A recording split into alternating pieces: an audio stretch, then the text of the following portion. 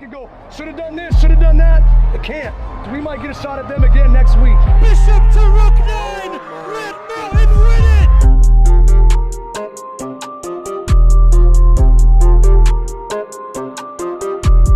You're watching the Lion Pride Pregame, brought to you by RMTV, bringing you the latest headlines and action in 6A football. Battle of Brown Road Trophy is back on Red Mountain side of the road, baby. My name is Nate Smith. This is linebackers coach JP. And JP, another historic Battle of Brown Road victory. JP, let's hear your takes on the game. Man, back on top of the mountain, man. Fun fact for you, I actually got in a costume and climbed Brown Mountain, and I slapped that RM flag right in between that Toro, and it felt great. It'd be a good day. Was that you in the sea climb video? That was me in the sea climb video in that mascot climbing up Brown Mountain. That was all worth it, let me tell you. All worth it. Got it done on all three stages of the game: offense, defense, and special teams. It started off with a bang. Tyreek Cornett's electric kickoff return. Yeah, set up the offense great, and Dominic Carmagiano taking care of the offense. Yeah, we talked to our guys all week, just starting fast. I mean, we kind of make that an emphasis every week. We want to be the ones to bring the fight to the brawl. You know what I mean? We don't want to be the guys taking the hits first and then realizing, it's time to buckle down and then play a game. I think our guys really understood the task at hand and really just starting the game from the jump, man. They really came out with a bang, doing what they did, putting up three, and then our defense giving them fits that first, quarter and a half, you know what I mean, before they really turned the tide there. Moving on to our next segment, which is the Pick'ems. A lot of big games in this week of the Pick'ems. Brophy versus Liberty. Liberty, if you ask me, is going to be the coach's pick for best team in the state right now. Yeah. Brophy, they lost to Higley last week in an overtime thriller. Brophy is very strong, but Liberty just keeps getting stronger and stronger as the week goes on. There's a reason why Liberty's been top three team for I don't know how many years, and they've always been the guys to kind of look at that top spot and claim that top spot, right? Like Liberty all day. And our second matchup is going to be, of course, against the Mountain View Toros and the ALA Queen Creek Patriots. We obviously know what happened to the Toros last week. ALA Queen Creek is finding their footing. A change in the regime at the offensive coordinator position. They whooped the Queen Creek Bulldogs 41-8 last week. I think ALA Queen Creek is going to take it to Mountain View. I'm so cut in between because public school, funded school, the team we hate the most, the team we don't like the most. Yeah, you know what I mean? I think I'm gonna have to side with the old public schools here and go with the old Mountain View Toros. I might get some for that one, but come on now, keep the MPS rolling over here. We don't want those guys to go to ALA. That's just my take. Hit us with the last one, Nate. All right, our last one of the night, one of the biggest rivalries going on right now. It was showcased on Max Preps' Instagram page. It's Basha versus Hamilton. Hamilton has scored more than 49 points. Yes, I gerrymandered that stat because it used to be 50 points, over 50 points in each game. It's now over 49 each game. But does it still average to 50 since some of those were over 50? Oh yeah, because there was just because they played one game at 49, I think it would still average at 50 points a game. But this is going to be a tough game for both teams. Absolutely, and we're going to really find out who the top. I think whoever wins this spot claims number one spot going through the rest of the regular season. It's going to be a good game. I don't think it's going to be a 50. I'm calling 35-38. I'm gonna go with Basha. Real deal right there for sure. Well, the real deal here is our newest segment, Pad Level. Pad Level, let's go. Our Pad Level topic for today, JP? Shoot, it's gotta be favorite football drills. Favorite football drills. Now, me and you, of course, we played different positions. You played linebacker. Yeah. I played more of skill positions, like wide receiver and safety. I'm gonna let you go first with your number 3. My first one that I'm gonna pick, we kind of put a spin on it. It's called the Glory or the Tsunami. So you have a guy that's starting off. It's basically a block shed drill. This guy's got to run through 3 guys who's 5 yards apart and then get to the ball or get to the quarterback that's at the end. All three of those guys could kind of team up on that one guy. So it's pretty much find a dog, right? Like you got to be a dog to get through the three guys, right? So don't get blocked. Go make a play. Could also be used as a special teams drill. Absolutely, special teams drill. Yeah, getting down there on kickoff, right? You got to be able to shed some. Being a gunner, you got to be able to shed some blocks. So there's some different ways we can utilize that drill too, for sure. So the glory or the tsunami. Or just a basic block shed drill, but we like to put a spin on it. Yeah, of course. My number 3, obviously going to be some bias because I was a skill player, one-on-ones. You can never go wrong with one-on-ones. You know, there's always some discrepancy. You know, you always have the wide receivers that run slants. Right, those inside routes, right? Well, we've gotten better at just, you know, telling our DBs like, hey, know where he's lining up. If he's lining up way inside, why are you going to line up inside, line up out? So just different. JP, what's your number 2? Oh, you know, I'm a big Oklahoma guy.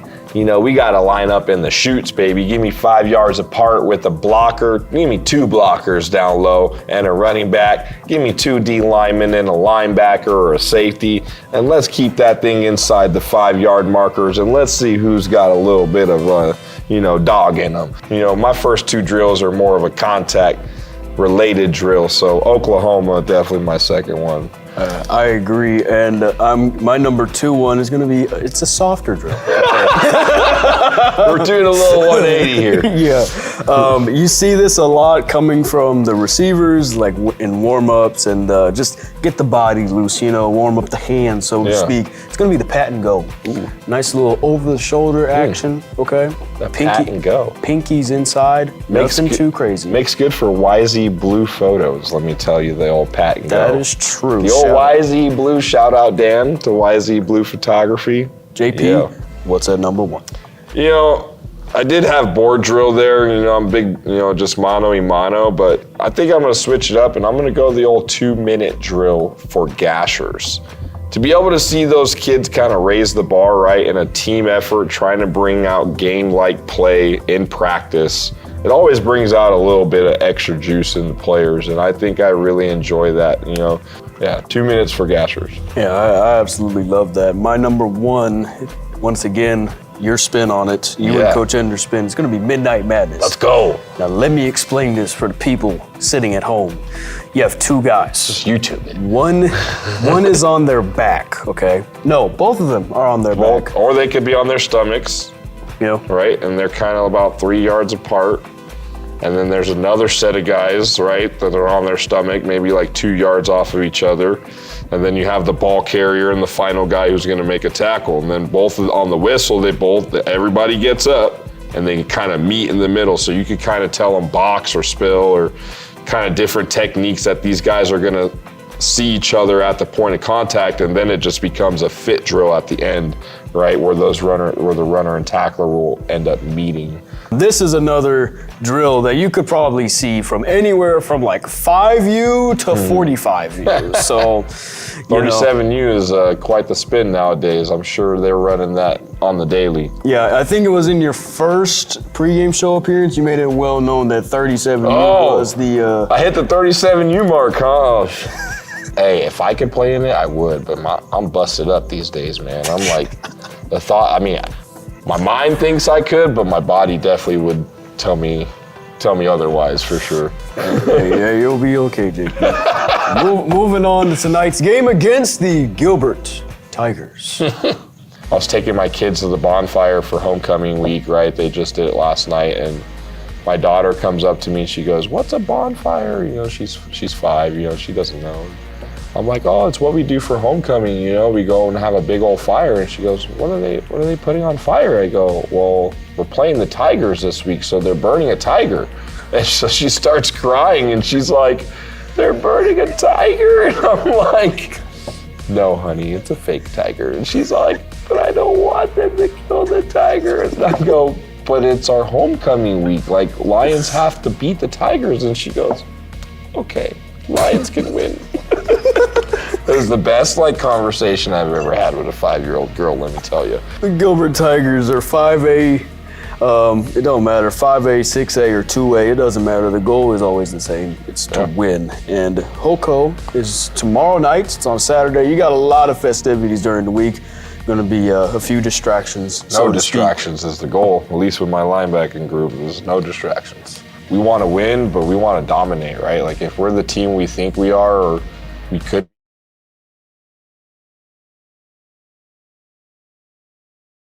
And looking at the Tigers offense, Zane Grant, 1,576 passing yards. That's 9th in the 5A, along with 17 touchdowns and 9 interceptions.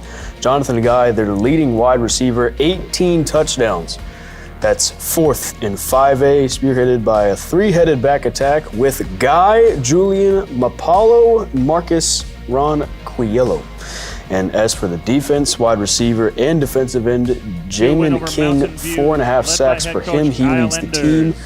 Free safety Denham Smith, 6 INTs on the year. He leads the 5A in interceptions along with 27 tackles. Linebacker Christian Seeley, only a sophomore, 29 total tackles. And then rounding off the list, defensive tackle Andrew Nichols with 4.3 tackles per game. JP, what are you telling your linebackers this game specifically? They better be ready for the ball to come out hot. Quarterback likes to throw. They like to throw fast. And I don't know if he knows where he's throwing sometimes, but he's just throwing it. He's throwing it to spots. So I'm letting my backers know, like, better have those shoulders square and ready for the ball to come out right now. But when we're in the pass game, this could be our time to shine, Nate. I want LBs to have INTs this week. That's my goal. I want INTs. This kid's thrown, I think, like 9 interceptions in the last 3 games. I think the 9 interceptions that you have here all came in the last 3 games, and 4 of them alone came against Mountain Point. We're ready for some INTs this week. So, trusting each other in that box and, knowing who's in the box, who's out the box, who has leverage, who has spill, just knowing our fits, right? Like, Jamison Wade just does a phenomenal job at leading that defense. So, a lot of the times we know J-Mo is going to be fit to make calls and put guys in the right position to be successful in our defense. It's all about self-discipline and keeping yourself and your teammates accountable. My name is Nate Smith. This is Linebackers Coach JP, and I hope everybody watching has a happy homecoming weekend.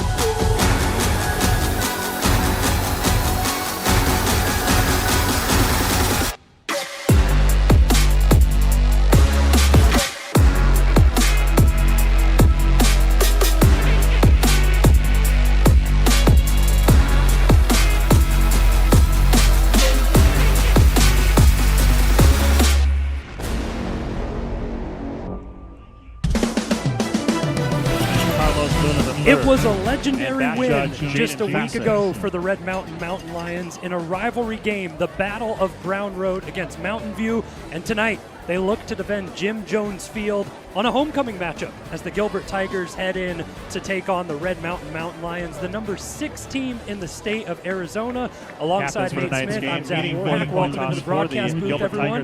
Nate, this team has looked dominant in all 3 levels, offense, defense, special teams. They have a time to display that on homecoming. Number 75, Josh Quintana. The final weeks of Captains for Red Mountain, number 7, Jackson White.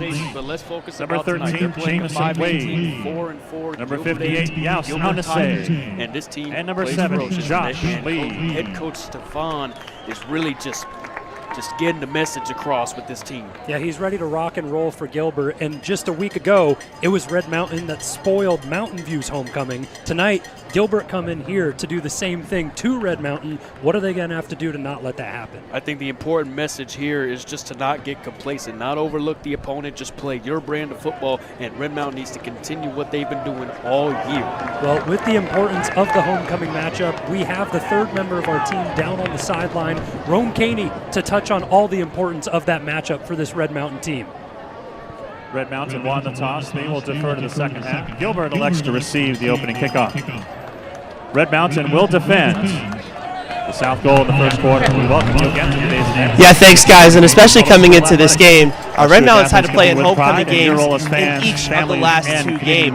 And the first one obviously was that 23-20 victory over Mountain View in the Battle of Brown Road. But tonight is back here at Jim Jones Field for Red Mountain's homecoming against the Gilbert Tigers. And I got the chance to ask Coach Kyle Enders about how important this homecoming is to this Red Mountain community. He jokingly said, this is the first time all year that fans can actually get up off the couch and don't watch RMTV to watch Red Mountain football. And I also got the chance to ask Coach Enders about how his team has been able to come off that high of that Mountain View win. And he just said that you can't afford to come fast.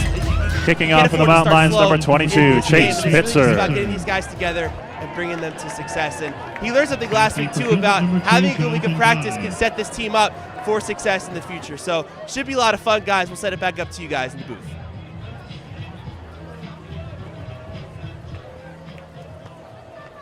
We'll see the kind of importance and passion that the homecoming matchup brings to this game. Chase Pitzer sets up to kick things away for Red Mountain, and Gilbert on the receiving end of things into the end zone, and another touchback for Chase Pitzer on the season. 31 of his 44 kickoffs have resulted in a touchback this year, one of the best in the state of Arizona. But now we have the opportunity to see the 5A Gilbert Tigers come out on offense for their first time tonight, led by Zane Grant. Nate, I know you talked about him in the pregame show. 1,579 yards and 17 touchdowns this season.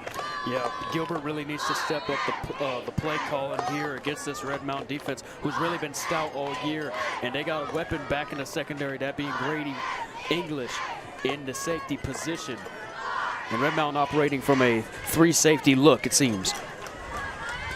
It always feels like it starts with the front 7 of this team. Gilbert looked to the ground game on first down, and that's bottled up. Guard Lyles gets in on the tackle, as well as number 13, Jamison Wade, the stud for this linebacking core of Red Mountain. 71 tackles on the season, 9 of those for a loss. He's really the catalyst of this team defensively. Yeah, he's averaging more than 10 tackles per game. And he's just an overall stud for this Red Mountain defense. So a pickup of 2 on first down for Gilbert. And they set back up as Zane Grant takes a peek at the formation and sees what he likes. Grant, a rollout, faces pressure over the middle, and a pickup of first down. Connects with Braxton Nino, and he's someone who's really stepped into his own. First couple of the weeks of the season, really solid against ALA Gilbert a couple weeks ago. Nothing on the stat line, but great to have Braxton Nino in this receiving core. Yeah, and the Tigers really want to get into a bit of a groove early. Get this Red Mountain defense on their heels a little bit. And that's exactly what Zane Grant has done after that completion. So 1st and 10 from their own 35-yard line. Grant goes play action and takes a shot downfield back to Nino. Almost intercepted. Derek Wilson in coverage, knocking himself in the head. He really wants to have that one back. Yet to find an interception on the season, but this secondary has been lethal for Red Mountain. It looked like Grant was trying to throw that vertical. Red Mountain covers it pretty well. They have two safeties back there. Double coverage there, dangerous throw from Grant, who has had some issues with interceptions and taking care of the ball lately. Just 121 points allowed from this Red Mountain defense through 7 weeks of the season. Looking to continue that trend tonight. They have Gilbert set up on 2nd down and 10 from their own 35. A wide receiver pop pass, and the pursuit from the Red Mountain defense gets home. Tyreek Cornett keeps everything contained on the near sideline. And a loss of a few on the play for Gilbert, and it brings up 3rd down and long. Yeah, that's just an unsuccessful play call from Gilbert there. Vince PA trying to use his speed to get to the outside to no avail. Red Mountain does a good job at playing coverage and keeping contained. Marcus Ronquillo, the running back, checks out of the game for Gilbert. And now we see Jonathan Guy set up in the backfield, and that's something that Gilbert have trotted out time and time again. He's really a lethal athlete that you can fill in multiple spots. Low snap, handled, and Grant has to take off. A little bit of a fire drill. A pickup of 4, and number 4 runs out of bounds in the special teams unit of Gilbert. Heads out onto the field. I mean, apart from that long completion from Gilbert, Red Mountain does a good job at forcing the 3rd down, or the 4th down, rather. And punt formation number 7, Cameron Fogel. Now Cameron Fogel back to punt for Gilbert, and Tyreek Cornett sets up at his own 35-yard line. This special teams unit of Josh Barge and Red Mountain have come hot and heavy thus far on the season. They've had plenty of action, a punt return for a touchdown, and 4 blocked punts on the year. Yeah, special teams plays a crucial part in the football game, especially block punts. You know, the percentage of winning a game just swings by so much when you block just 1 punt. It's just all about that switch of field position. You know, instead of taking the field, your offense taking the field at like the 35 of your own, you take it at like the 20 of the opposing team. It really just flips the game. An early timeout taken by Steven Brown, the head coach of Gilbert. And what a fun conversation that was pregame that we had with him. And when we spoke about special teams, the dynamic amount of plays that have been made from both Gilbert and Red Mountain in special teams on this season came up, and he said, it's all about speed, baby. This is a track school we're coming into and playing against, and it feels like we're in a track meet against these guys. They got a lot of speed on the back end with Tyreek Cornett. We're going to try and show the same to combat that. Yeah, they really want to get down the field, and in his words, not mine, defuse the bomb. High snap and all trouble here for Fogel, and what a wise play to just throw it out the back of the end zone, take the safety and give up the points. So a 2-0 lead for Red Mountain, and I don't know if you had that on your bingo card tonight. No, one of the really unique play calls, I'd say. Now you give Red Mountain an opportunity to score. And I got to say, that's one I haven't seen in a very, very long time. You know, I don't necessarily think it was intentional. I think it was just the high snap kind of got away, and Fogel had to make a split-second decision. And rather than trying to turn around, face the pressure, kick it, and give up a return for a touchdown, gave up the 2 points, had trust in his defense that they'd make a stop off of the kickoff. Best Mediterranean food. What's cracking? Fresh local food and drinks. Homestyle cooking with fresh ingredients. Visit them for unique. Gives us a little bit more time to talk about this Gilbert squad. A 4-4 record on the season out of the 5A Santan Conference. 21st ranked team in 5A. Trying to fend off and bounce back from back-to-back losses against Mountain Point and ALA Gilbert North. Their last win came 3 weeks ago against my alma mater, Campo Verde, in a thriller, 49-46 final. And when I was preparing for this game, it's something that made me cringe. I didn't like to see it, even though I've been out of high school for a long, long time. You know, a lot of pride with those Campo Verde Coyotes, and seeing them lose to the Tigers a couple of roads down didn't make me happy. You gotta show your alma mater some love. I mean, ain't nothing wrong with that. I mean, it's like they say at graduation, once a insert high school mascot, always a insert high school mascot. Exactly. Coach Rags had everything rocking and rolling when I was there in my tenure, graduating all the way back in 2014. So, 11 years ago? What are you, Unk? I think so. I think that officially makes me Unk status. And, well, quick on their feet, Gilbert looked for the onside kick, but well prepared is the Josh Barge special teams unit, able to just fall down and recover on it.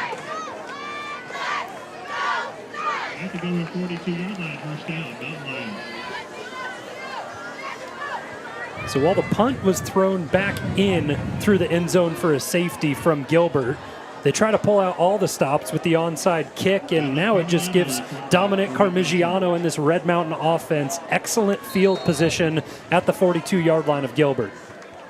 Yeah, this Red Mountain offense is dangerous when you get them good field position. Now they got a new weapon at quarterback, Dominic Carmigiano. Quick pass, and they try and work things horizontally. A couple of moves after the initial stop attempted to be made, and a pickup of about half the distance to the first down line. Pass complete to King Robinson. Tackle by number 13, Christian Seeley. Gain of 5, second and 5. There's that one of those leaders on the Gilbert defense, Christian Seeley. only a sophomore. He plays linebacker and as well as running back.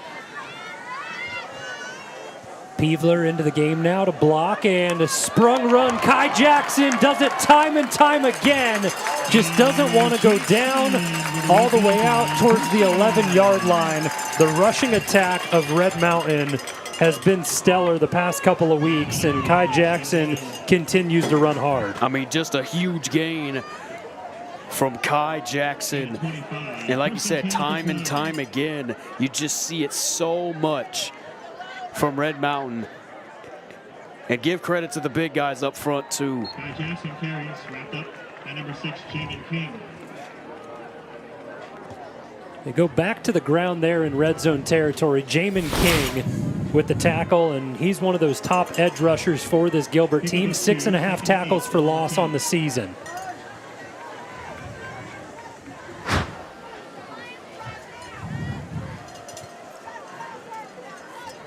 So a pickup of 2 on first down for Red Mountain. Still have the opportunity to find the line to gain and pick up another first down at the 3-yard line.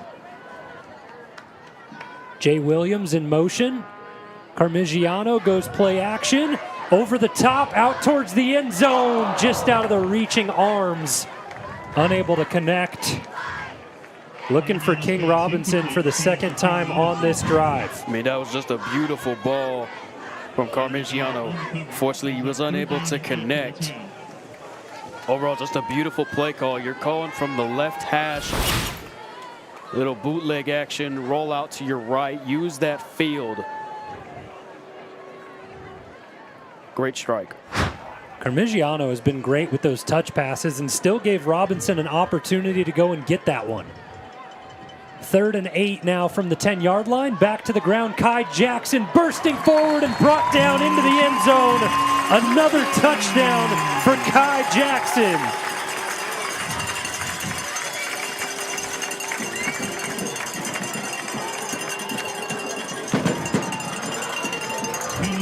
Just a simple draw play from Red Mountain.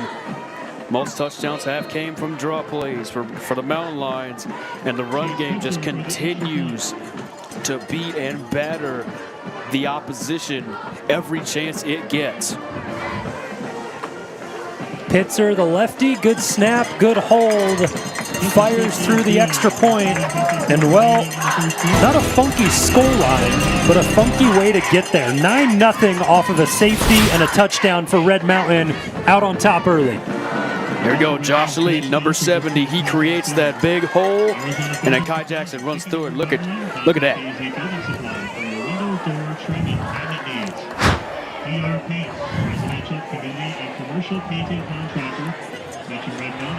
Pretty stellar camera work there from our student run production crew, and all the great work that they've done for your viewing pleasure all season long here on RMTV. Big shout out to everyone involved in putting everything together. A 9-0 lead on homecoming night at home for Red Mountain.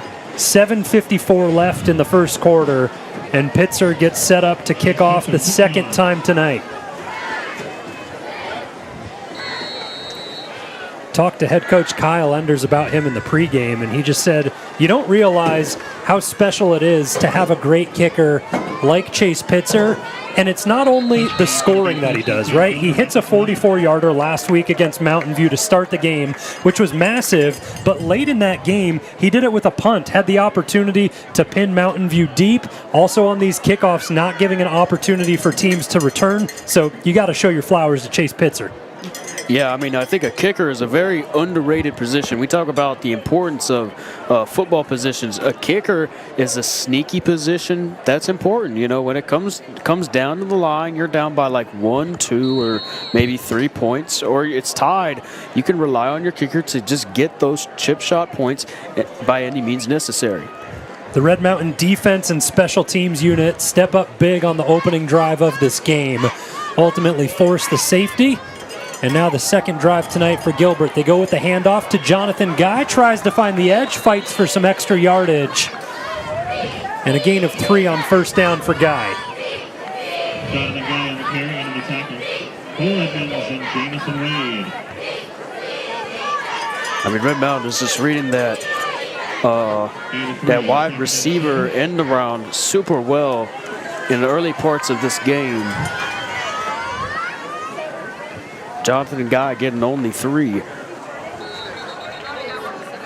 Early movement on the far side by Leonidas To'a. And he'll get called for the penalty this time around, but what a special addition he has been to this Red Mountain defensive front. 2 sacks his first week that he was eligible against Desert Ridge, and another big one against Mountain View a week ago. Just been a great addition to this Red Mountain defense.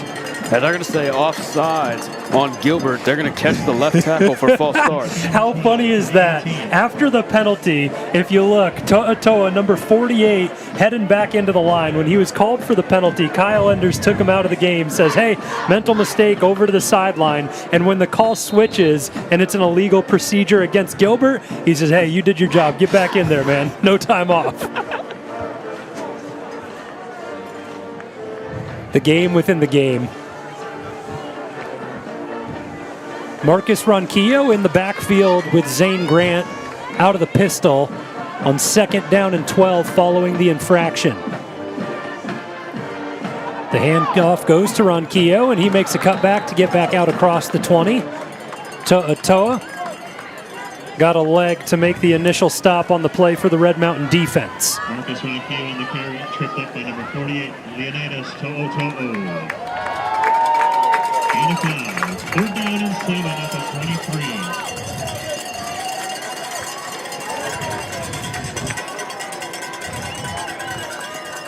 Grant out of the gun, 15 left on the play clock. Jamison Wade showing pressure, and it's a fire blitz here from Red Mountain, and it opens things up for Nino. Braxton Nino out across midfield.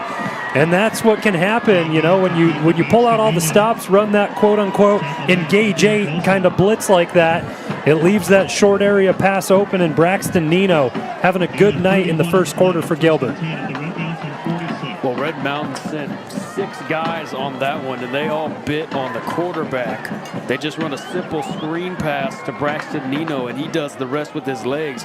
And then when you send 6 guys like that, you're very, very vulnerable in the midsection of the defense. Nino makes it all the way to the 46-yard line of Red Mountain, and a fresh set of downs for Gilbert. We've just surpassed the halfway point in the opening quarter. Fake handoff on the wide receiver end around, and back up the middle to Ronquillo, who stopped behind the line of scrimmage for a loss of 1. And we've said his name 3 times on this drive already, but Leonidas To'a having himself a night. Yes, switching gears to the offense, though. Gilbert's going to pull out all the stops on offense.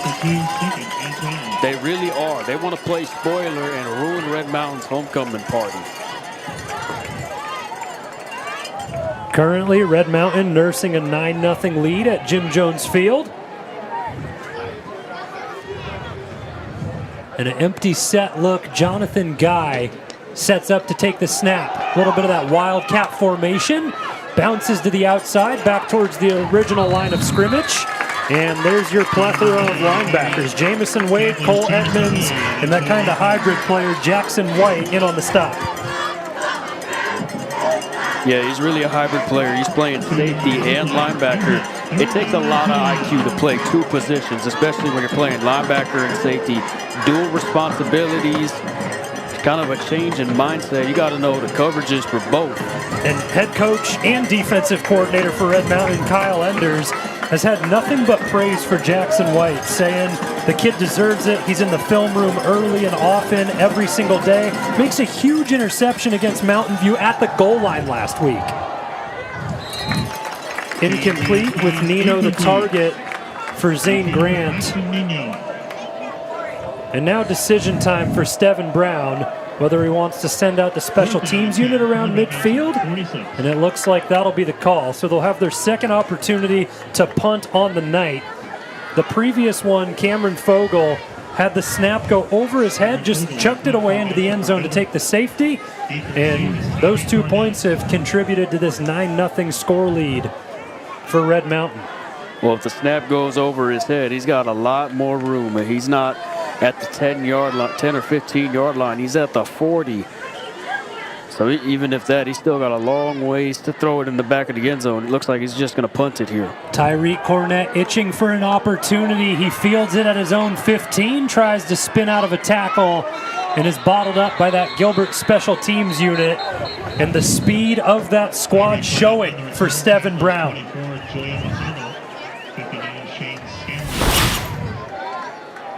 31 yards on the punt.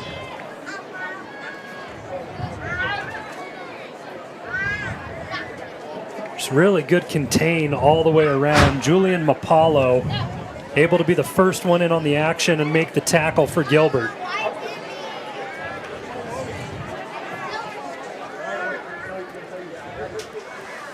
There was a penalty on the play, holding against Red Mountain.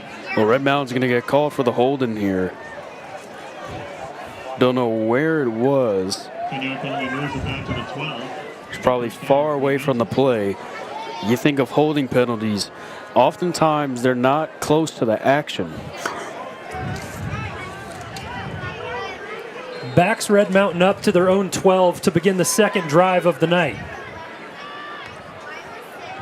Carmigiano back to pass and having to evade pressure. You don't see him run often, but he's got the wheels to do it. Wisely slides to protect himself, and a first down pickup of 12 for Dominic Carmigiano. Up tempo for this Brian McDaniel-led offense now for Red Mountain.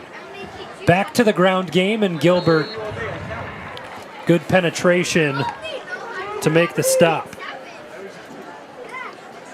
Didn't really know that Dominic Carmigiano had the wheels like that. No, he turned on the burners for 12 yards. Just 2 carries on the season up to this point have gone for a total of 1 yard.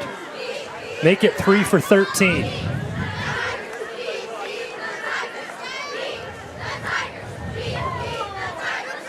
Carmigiano goes hard count, and the flag flies on the far side of the field. It's a false start against Red Mountain. A penalty that always hurts, you know, because coming out of the huddle, you know that that's what you're working with, and it's just something happens on the line where you're just itching to go in and you beat the ball. Yeah, one would say that he got a false start because he was too excited for homecoming. Back to that run from Carmigiano, and you see Julian Mapalo in pursuit. We talked on the opening drive about Christian Seeley, the sophomore linebacker for this Gilbert team. Mapalo right there lockstep with him, a junior and an absolute stud. Carmigiano takes a shot to his big tight end, Jaden Wyndham, just out of the reaching arm.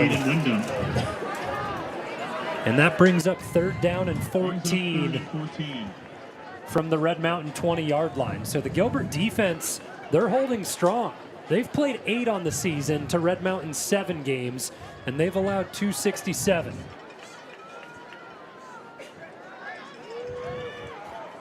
Got a tight formation here. They got trips bunch to the far side. It looks like we got another penalty.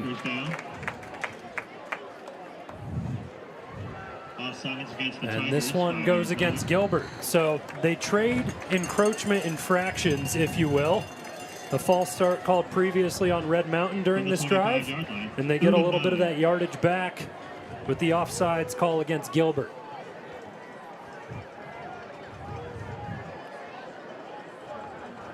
.246 left in this opening frame on RMTV. It's a 9-0 lead for Red Mountain on homecoming night at Jim Jones Field.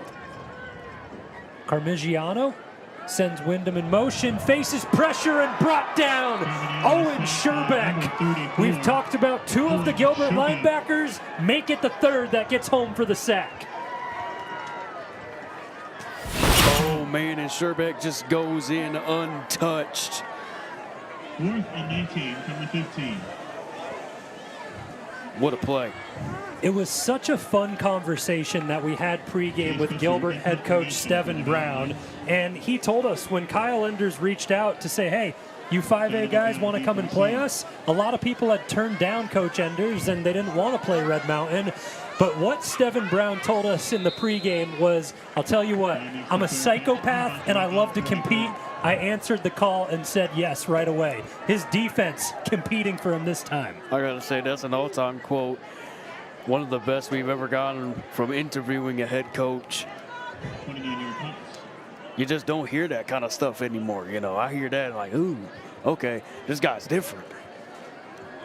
And it's something that we didn't really know how to gauge how much it matters, right? Because you and I had the opener of the season, Higley against Highland on Thursday Night Football. And Higley coming up from 5A, obviously, to compete in 6A. They've made their stamp on this division.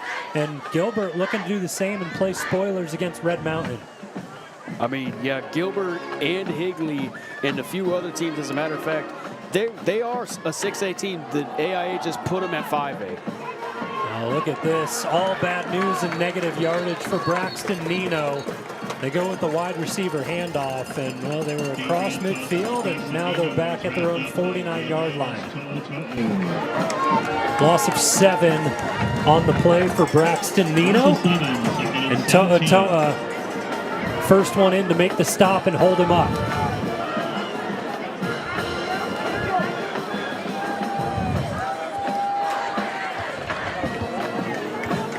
Jonathan Guy in the backfield with Zane Grant. He's been switching out with Marcus Ronquillo on the evening. Well, that's a third pre-snap penalty in the past 2 drives between these teams that we've seen. A false start against Gilbert.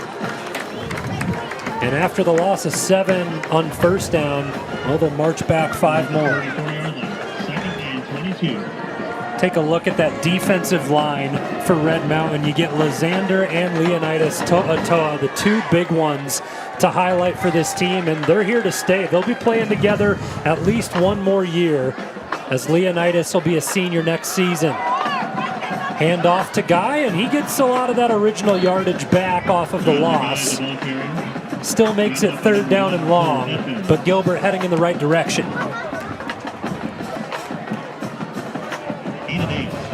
You know, Jonathan Guy, we talk about track stars. This guy can turn on a dime. He reminds me a lot of Jeremy Adonju from Sandra Day. A little bit of a missed face mask call right there. Look at you. Whoever called you a homer? Trying to give one to the other side. 3rd and 14, under 30 seconds left in the opening frame. Guy in motion. Grant looks to the near sideline, connects, has his favorite target of the night, Braxton Nino, and that's enough for a first down. Pass complete to Braxton Nino. Tackle made by Jackson White. 8 of 16, it'll be 1st and 10. What a big play from this Gilbert offense. Time winding down in the opening quarter. 3rd and long, and they execute. That's the end of the first quarter. Red Mountain on top, 9-0. But Gilbert have a fresh set of downs at the 32 of Red Mountain. We'll be back with more homecoming action on RMTV. As they celebrate the 25th anniversary of the 2000 Red Mountain Football State Championship team. Here's our returning head coach Jim Jones, assistant coaches Steve Rivers, Rick Cochran, Jason Granta.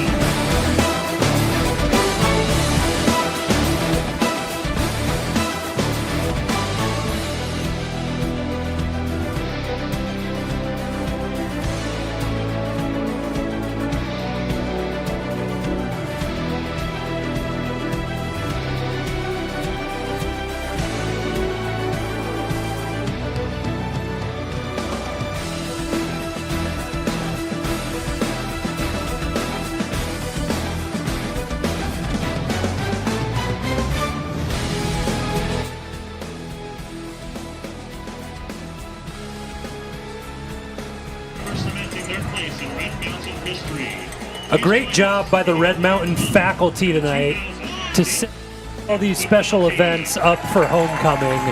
They have that back-to-back 2000 and 2001 championship team, a lot of members from that squad on site tonight here at Jim Jones Field. They beat Westwood back in 2000 by a score of 20-10, and the Jim Jones-led squad did it again in 2001, a 13-10 win over Hamilton. And how cool is it to see both those programs, Red Mountain and Hamilton, in the open bracket conversation this year? Well, you know, they might have a chance to repeat history this year. Gotta say, that Hamilton squad playing Bastion right now. Another marquee matchup besides the one tonight in front of us. Jonathan Guy receives the snap again. Designed run for him. And we've just talked about how stellar of an athlete he's been this season. 12 total touchdowns, 6 of them in the receiving game, 6 of them on the ground. Just a very versatile player Jonathan Guy is. You know, he can get it done with his legs and he can get it done in the receiving game as well. Using him a lot in that Wildcats formation.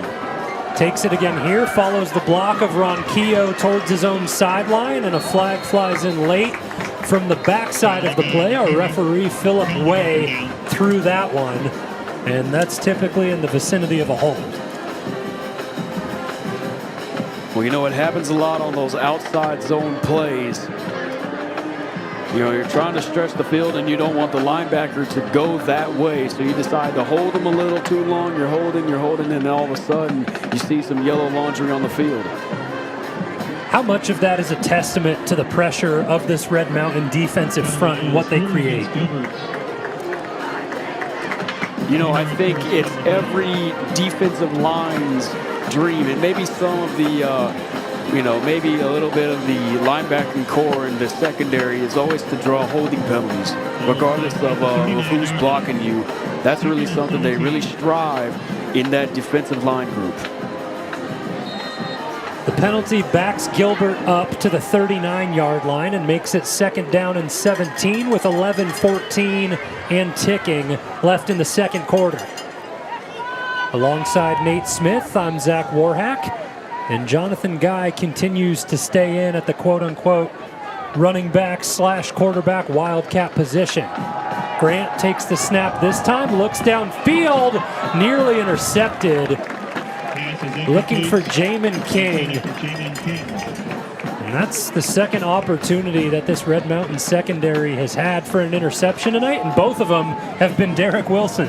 Well, Derek Wilson just got more of a step into this ball. I think he would have taken it to the casa, if you will. Well, no, smart play, just batting it down, not going for the hit, going straight for the ball. Feels like it could be a third time's the charm scenario if Derek Wilson has another one coming his way. You know, he'll see an opportunity later in the game. There's still a lot more to go.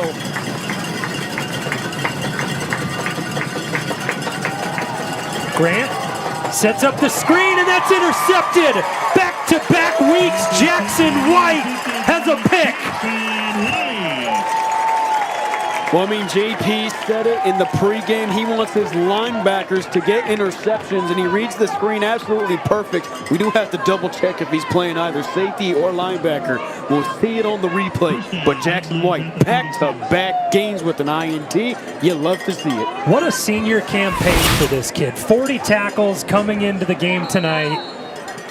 Plays the old tip drill and comes down with it.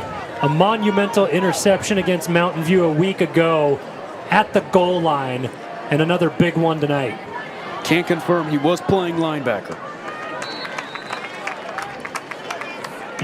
Pick up a 5 on 1st down for Kai Jackson as the run game continues to be efficient for this Red Mountain group.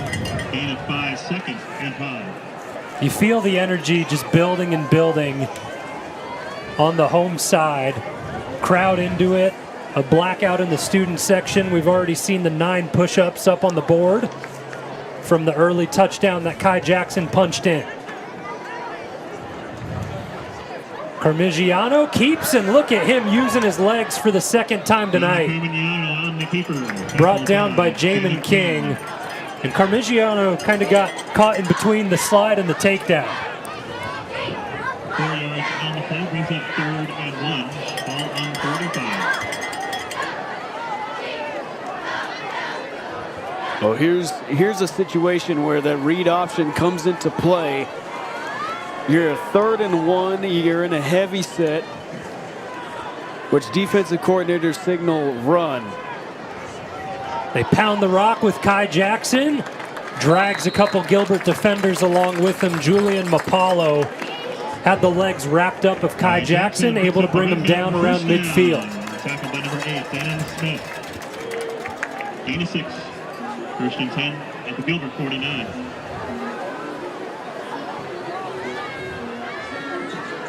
So Red Mountain just crossed midfield with 9:20 left in the opening half. Carmigiano with another give. Kai Jackson out across the 40, enough for a first down.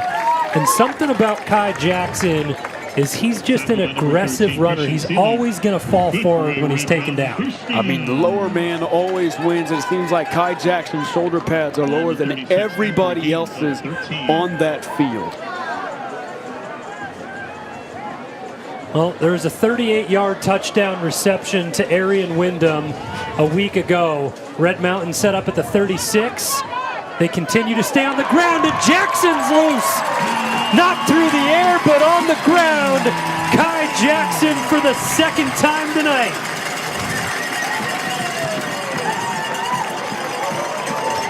I mean, what is there this kid can't do? Kai Jackson, 26 yards to the house. Scoring a date and a touchdown for homecoming. Chase Spitzer for the extra point.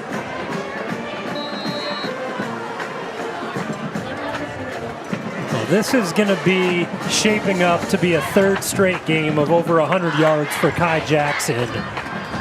He tallied 161-2 last week against Mountain View and 170-2 touchdowns against Desert Ridge the week prior. This one goes for 36, high and tight with that ball. But they just got some good kickouts. Give credit to number 77 on that Red Mountain front 7, Cole Beatty. Missed a lot of last year with a leg injury. Strong recovery this year. How about we just bring up that entire offensive line, right? Lincoln Alicio, Josh Lee, Yosanese, Jackson Brooks, and the man you mentioned, double 7s. Absolutely paving the way for Kai Jackson. Tell you what, it's just an absolute travesty that high school media doesn't give enough spotlight to the offensive line. I mean, running backs can't do their job without the offensive line, and the quarterback can't do it either. That's what we're here for. Make sure everyone gets credit, right? Yeah. Spread it all the way around. It's what we do on RMTV. A 16-0 lead on homecoming night for Red Mountain. Pitzer takes the line drive approach, and that one dribbles out of the end zone. So he stays safe. He lost one out of bounds last week against Mountain View. That one dialed in perfectly.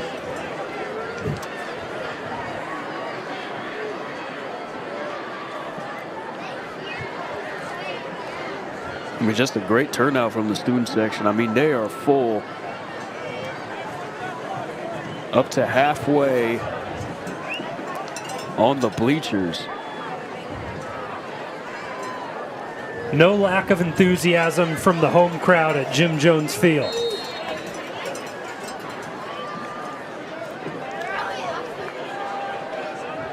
Gilbert looking to respond, down 16-0 in the second quarter. Ron Keogh is the back. And Zane Grant takes the snap and throws a quick little out route in the backfield. James McGee in on the tackle. P with another reception on the night for Gilbert. McGee just does a good job at running him down. That was really close to being a horse collar call there.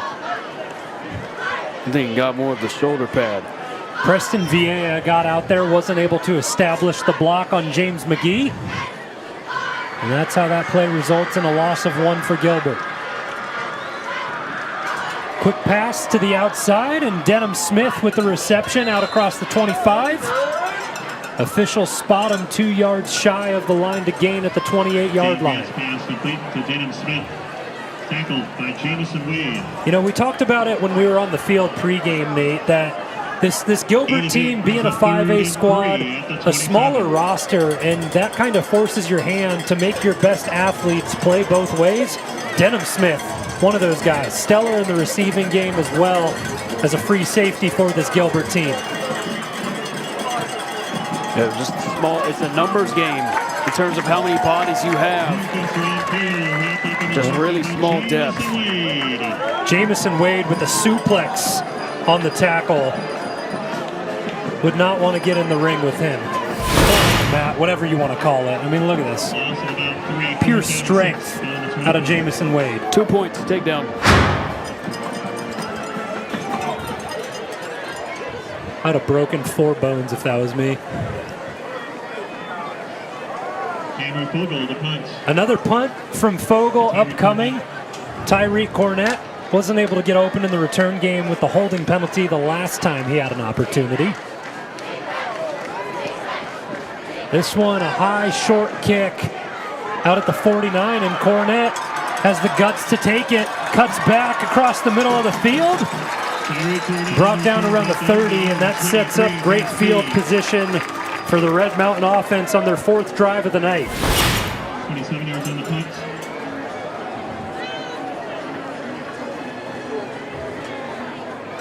Just has such good vision. With a 21-yard return back to Red Mountain, first and 10 at the To give some credit to Derek Wilson. Good block on the outside, like a screenplay in basketball.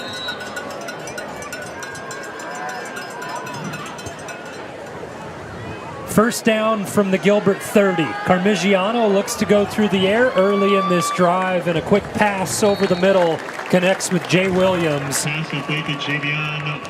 And this receiving core for Red Mountain has really stepped up during the back half of this season. It's been King Robinson, Williams, and Wyndham all contributing. Yeah, they're going to run that trip set one more time. I think McDaniel saw something they like. Well, the big tight end, Jaden Wyndham, ISO'd up on the bottom of your screen against Marcus Ronquillo. Darius Grayson Courts has checked into the backfield, and he motions behind Carmigiano, just 3 left on the play clock. Carmigiano gets it off, and Darius Grayson Courts has the carry out towards the 10-yard line.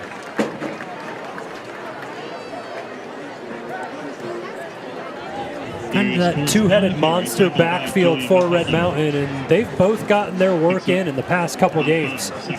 Grayson Courts went for 100 yards 3 weeks ago against Brophy, and 81 and 3 touchdowns against Desert Ridge. Empty set now for Dominic Carmigiano. Hard count, and no one gets back across the line in time before the flag flies. Offsides against the Tigers. Yeah, and if you're Gilbert, you really got to focus on the pre-snap penalties. I'm counting 4 of them already in this game, and we haven't even reached halftime yet. And that's something that this Red Mountain offense have prided themselves on the past couple of years. Simon Lopez was also great with that hard count check with me game. Red Mountain look to attack from the 5-yard line. Carmigiano with the sprint out. Flag flies far side of the field, wide open in the back of the end zone for a touchdown. We'll see if it stands with the infraction. Jay Williams with the reception, and we await the call. Well, the infraction happened way before, like literally directly after the snap. Probably a procedural penalty against Red Mountain. That would be my guess. Illegal shift is called against Red Mountain. You're so good at this. Illegal shift is the call, so the touchdown won't stand, but Williams got free in the back of the end zone. Would have been his 2nd touchdown reception of the season. So an illegal shift, and they have a wide receiver in motion. The wide receiver cannot go forward to the line of scrimmage. They have to go straight horizontal across the formation in order to not get a procedural penalty like illegal shift. Anthony Peevler, the fullback, checks into the game, motions to the right along with Jaden Wyndham. Handoff to Darius Grayson Courts, brought down right around the 5, so they get the penalty yardage back. Extracurricular all the way in the end zone. Yosanese puts the pancake down on Denham Smith. Those two kind of got tangled up. Playing through the whistle, you could say.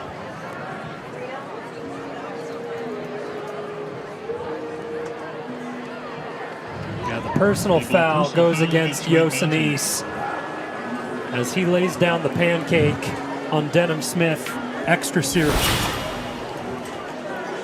Let's get a good look. Here's Yosanese. Look at that. Talk about intensity. Oh, and then he rolled on top of him. Maybe a little bit extra. Yeah, just a little bit. You know, he got the pancake and he wanted to add the syrup on top of it. But you know, in a very physical game like football, you got to learn how to control yourself, control your emotions, and make sure the physicality isn't too much. Jaden Wyndham on the tight end throwback inside the 10, trucking along. Marked out at the 3-yard line. So it was 2nd and goal from the 20-yard line, and Wyndham picks up 17. 13, Christian Seeley with the tackle. That's a gain of 17. And that boy was taking dudes with him. He catches this screen pass. It's like a block and go kind of screen. And you know, you're not just gonna, no, throwing your shoulder at the legs isn't gonna work. You just bounce right off of him. You gotta really wrap up and drive and make that a lesson for the defense. Heavy set for Red Mountain, and the blocking gets Darius Grayson Courts into the painted area.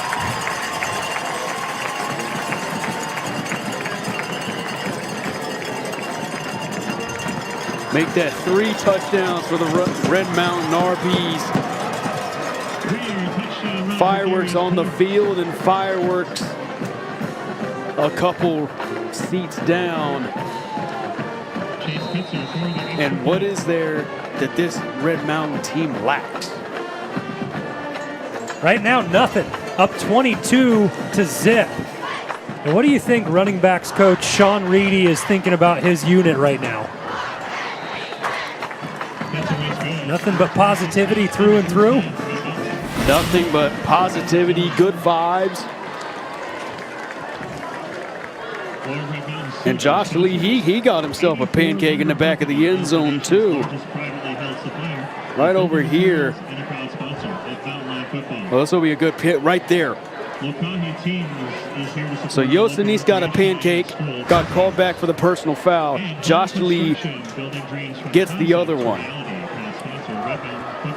All credit to the big boys up front, springing this run game, and Red Mountain off to the races, 23-0, 4:26 left in the opening half here on RMTV. Chase Pitzer has put them all through the end zone tonight, and he'll set up another one.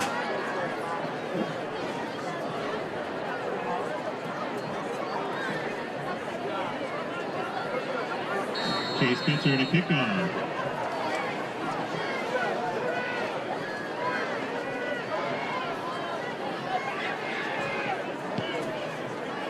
Pitzer fires it away. Jonathan Guy declines to even have a chance at it. And that'll set up Gilbert's offense at the 20-yard line.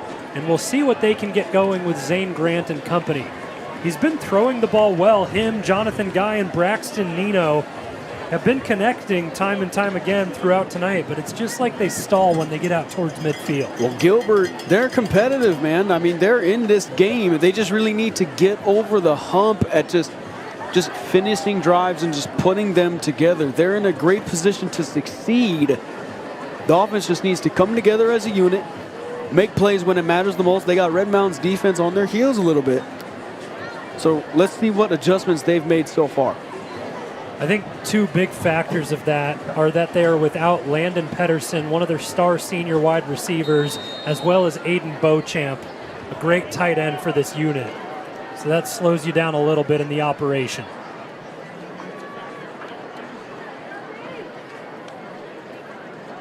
Grant back to pass, sets up the screen, and Guy tries to break a couple of tackles and picks up 5 on first down. Dane Grant's pass complete to number 2, Jonathan Guy. So forward progress gives him the 26. Making the play 48. Tack on an extra yard. Gain of 7, 2nd and 3. I mean, we see Jonathan Guy everywhere for Gilbert's offense tonight. We've seen him play quarterback a few times as well. Back to the ground game for Gilbert, and a couple evasive moves from Jonathan Guy. Across midfield, a foot race. Jonathan Guy, he's gonna win it! Oh, man. Jonathan Guy. 73 yards, Jonathan Guy. Touchdown Tigers. Wow. Well, you said they were in it and they just needed to break through. How's this for you? Okay, 3, 4. There's 4 missed tackles. Cole Edmonds left his feet to get him. And there's number 5, Jonathan Guy. Holy cow. Owen Pickett. Rushing touchdown number 7 on the season for Jonathan Guy. And you get that little extra opportunity on the point after attempt, and that one's not going to work, but a huge momentum play for Gilbert. The 73-yard rushing touchdown for Jonathan Guy makes it 23-6 as Gilbert get on the board. Gilbert attempts the 2-point I mean, here's swinging gate. And this is just one of those extra things that you go through in the walkthroughs 23-6 right now. on Friday. And it's such a minute thing, you know, the 2-point conversion, you know, everybody wants to run the swinging gate. And nobody really knows how to cover it because it's just such a unique formation and there's so many different things that you can run out of it. Kyle Enders and Josh Barnes do a good job at exploiting those details, making sure that those don't slip through the cracks. 4 rushing touchdowns in this game is how we've gotten to a 23-6 scoreline. That plus the safety on the punt, where Gilbert just threw it out of the back of the end zone. Fogel didn't want to take any risk. But that's a big statement from Gilbert as we approach halftime. Although Red Mountain have the opportunity to double up here, they will receive to start the second half. Onside kick attempt. That one takes a short hop. And a little block and recovery, and now return. Tyreek Cornett. Flag around the 50 as Cornett brought down at the 20. And I think the penalty is going to bring the return back. But Tyreek Cornett is playing 3 different sports. He first looks like a hockey player going to set up and block a shot in front of the net. And then a baseball player fielding the ground ball, and then he turns into a football player on the return. Well, I would have never guessed Tyreek Cornett would be on there. My guess is Josh Barge and Enders called out the hands team.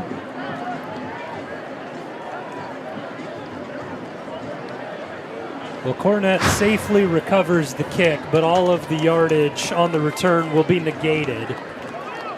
And Red Mountain set up at their own 40.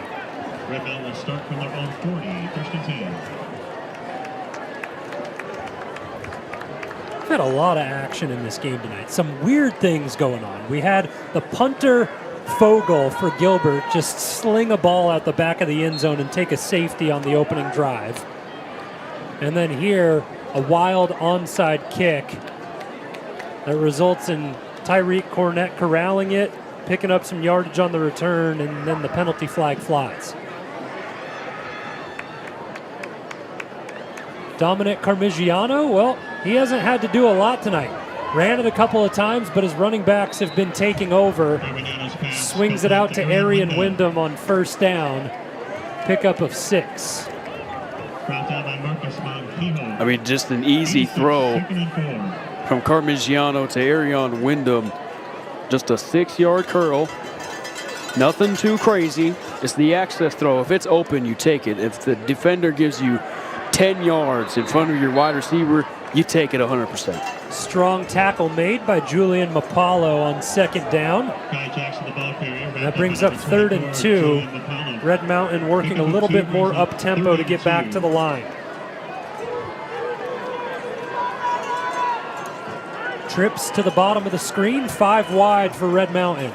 Parmigiano goes quick to Wyndham, and he gets across the 50 and more.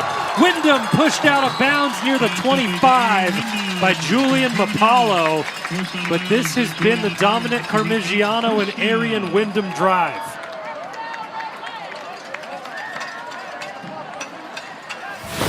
I mean, they run trips, and they got your 2 big bodies in Jaden Wyndham and Jay Williams.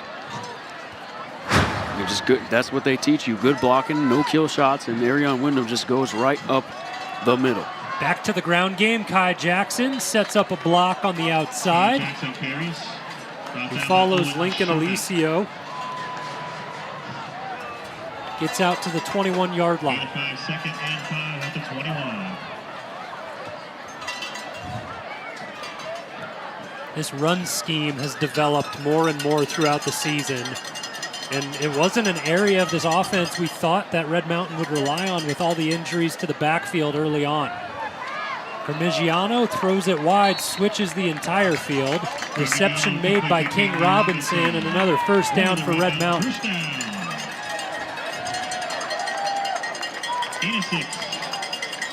I mean, you never want your quarterback to throw across the field like that. Bad things can happen. A pick six going the other way.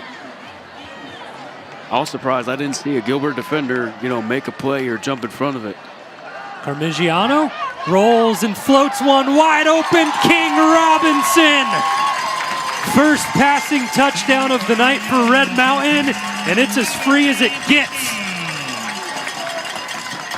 I mean, that is just too easy for Red Mountain. Simply too easy. King Robinson running the deep over route, and the defensive back just gets lost in the sauce. Chase Pitzer back out for the extra point.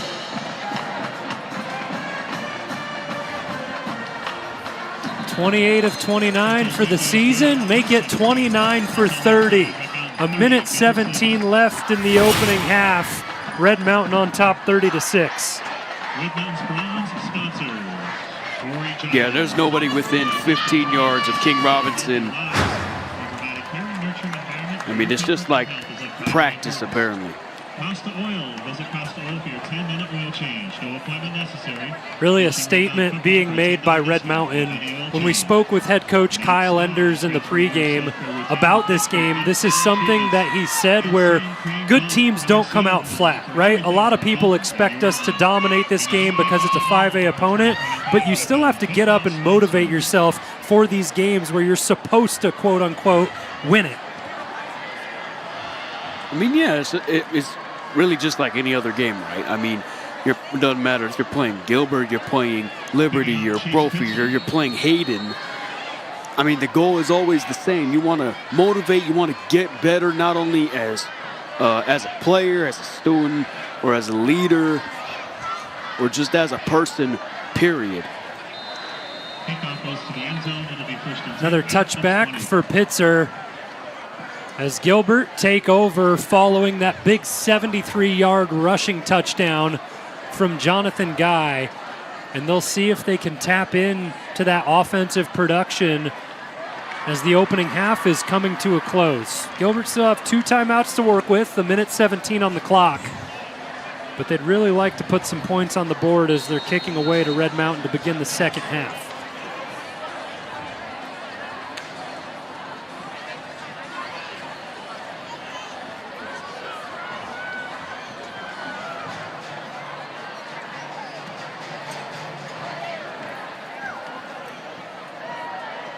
Zane Grant gets the snap off with 5 left on the play clock. Rolls to his left, out to the boundary, and that one incomplete. Looking for Jamin King on the far sideline. Tyreek Cornett coming away with the coverage.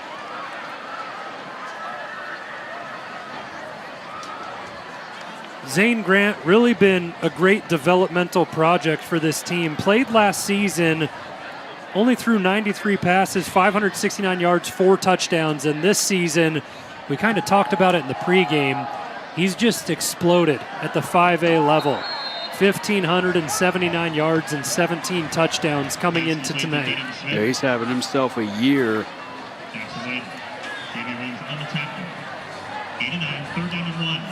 Up-tempo, 3rd and 1 for Gilbert. Quick pass to the outside, and, well, it just came in a little bit too hot.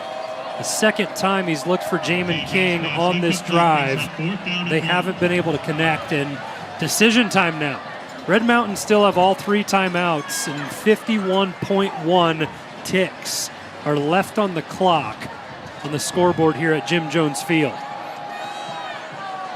Offense stays on the field for Gilbert.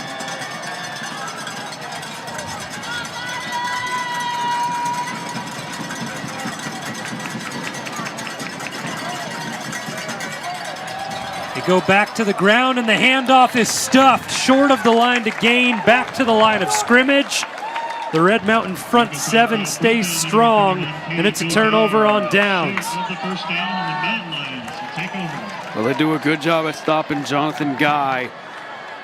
You know, not getting any big gains like that long touchdown run. And that front 7 making Gilbert work for every single yard. Oh, and there's a minute 17 left on the clock in the first half. We talked about Red Mountain doubling up. After the failed 4th down attempt, they have the ball right back in scoring territory at the 29, all 3 timeouts.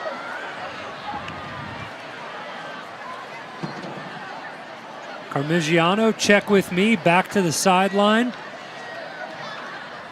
Brian McDaniel barks the commands out.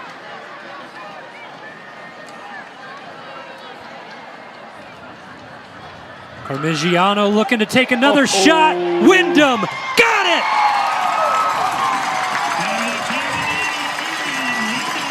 Another big connection between Dominic Carmigiano and Arian Wyndham. 29 yards.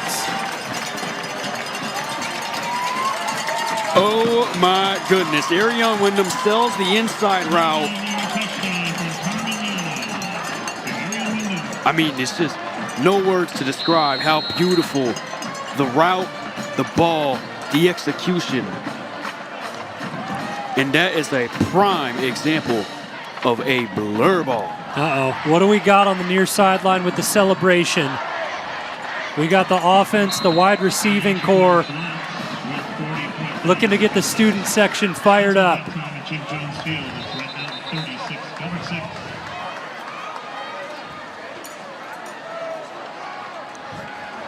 How about it? Having fun on homecoming night. I couldn't tell you what that celebration was, to be honest. You think you can dance like that? No, absolutely not. I mean, the route was so good, it got the defensive back stumbling. And that's exactly what you want if you want a fade ball. He stems inside so hard, the defensive back falls down because he's trying to flip his hips or get into his back pedal, one of the two, and Arian Wyndham just does it so hard, he falls down.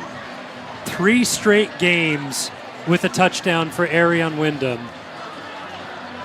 And this receiving core has developed so much. I know we talk about it frequently, but the aerial attack with the loss of Bodie Wagner, Gunnar Moore in past years, we didn't know how those shoes would be filled. And I'll tell you what, King Robinson, Jay Williams, Arian Wyndham, you guys have been doing a stellar job alongside tight end Jaden Wyndham as well. Yeah, the shoes have been filled for sure. And if you ask me, Arian Wyndham is in the conversation for the best wide receiver in the state right now. I mean, it's criminal. It's a crime that he's not getting the recognition that he deserves just because he's not playing at Chandler or Centennial or Basha, because he's playing with Red Mountain. And Red Mountain's 6-1 right now.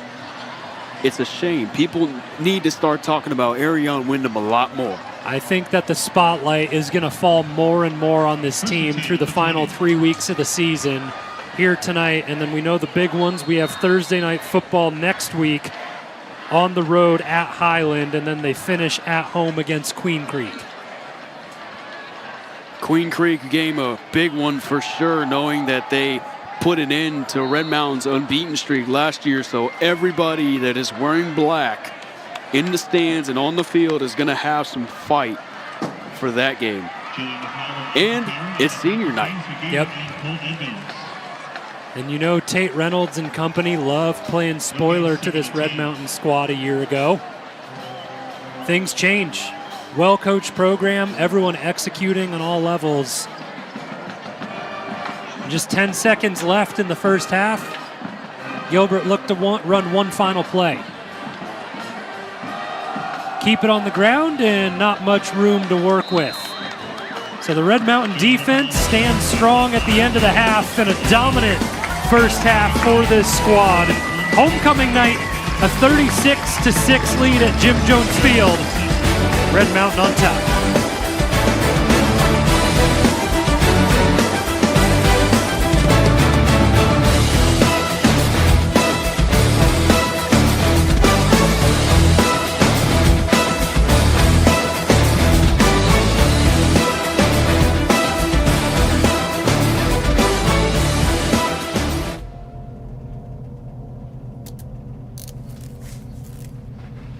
Try to keep this short. First off, we're here to take back what's ours. We're gonna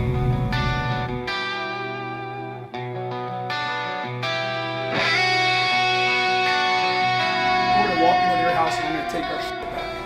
Get that trophy, boy. Take it to them all night. You guys understand? Yes, sir. Let's go. Get in here. Let's go. It's personal.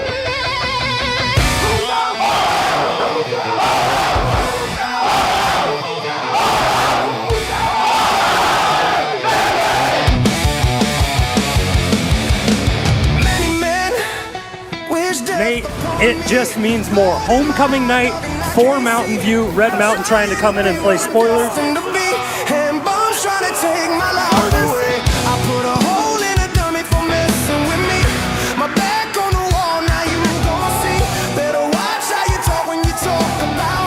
Jamison Wade is fired up after making a stop. Goodman trying to escape and cannot.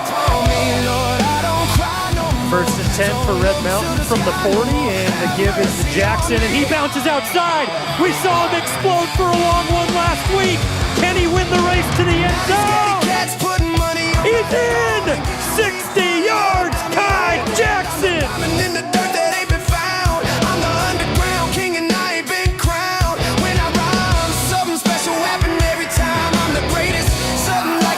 Goodman, shot to the end zone, yicked up! Big play in the secondary by the leading interception holder in the state of Arizona, Tyreek Cornet.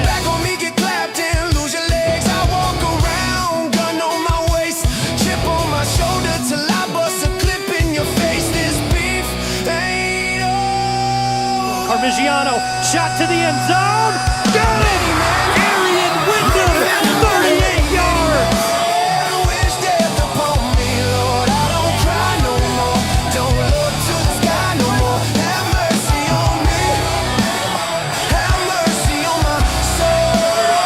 For Mountain View. They look for 6 more. Picked off! No way! Over the middle! Who did we just talk about being great in coverage?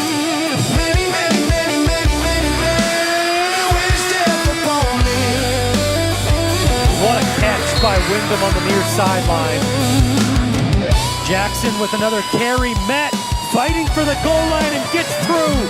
Red Mountain retake the lead to start the fourth quarter.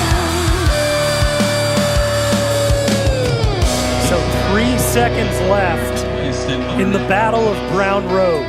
No matter what happens on this play, it is over. Goodman takes the snap, looks over the middle. Galaviz with the hook and ladder pitch back. It is over! The Battle of Brown Road goes back to Jim Jones Field.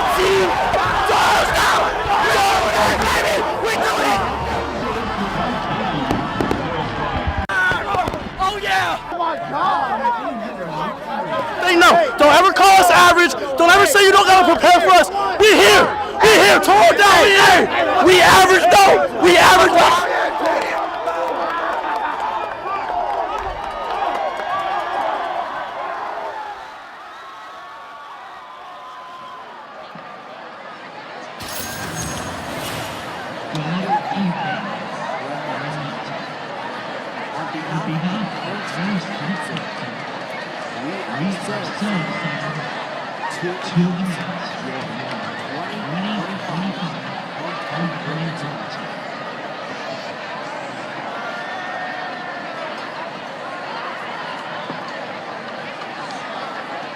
This year's homecoming corps presented to you by the Red Mountain JROTC Sabres team, led by Cadet Lonin.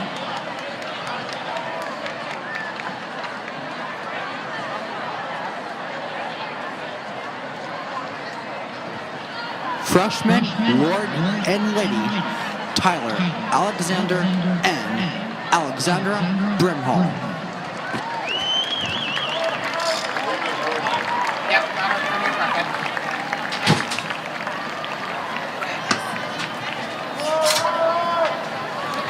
Sophomore Duke and Duchess, Jackson Gephardt and Isabella Emmy.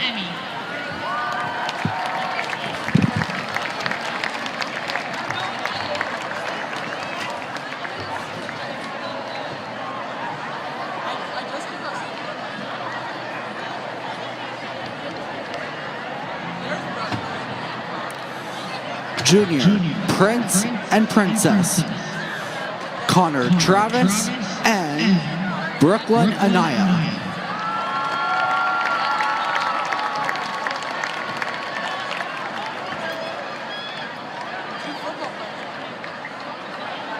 This year's senior corps winners will be crowned by last year's homecoming king and queen, Andrew Schmier and Adina Quintana. And for this year's senior corps,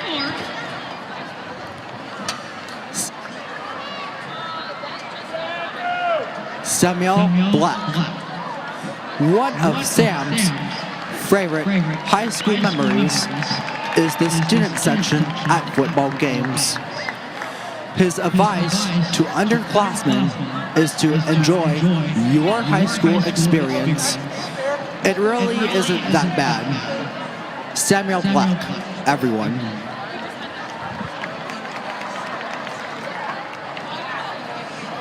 Next up, Taylor Thielen.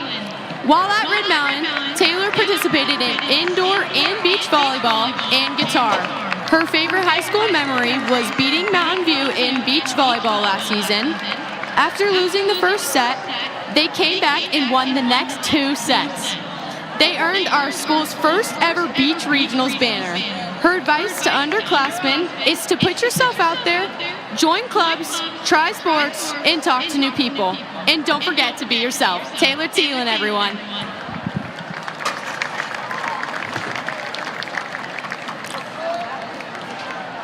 Doc Curtis. While at Red Mountain, Doc has been a part of football and track. His favorite memory while at Red Mountain has been going to the state championship game, playing like an All-American. His advice is to play football. It's never too late. Doc Curtis.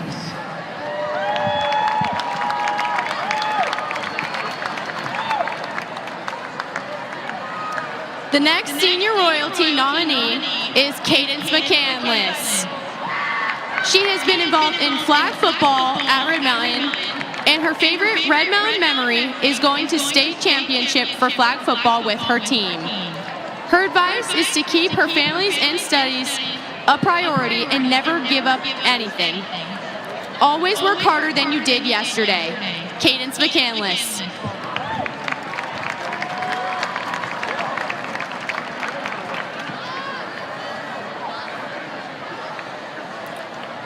Davis Groden. While at Red Mountain, Davis participated in NHS and Model UN. Davis's favorite memory was the fire show during his sophomore year Hoko assembly.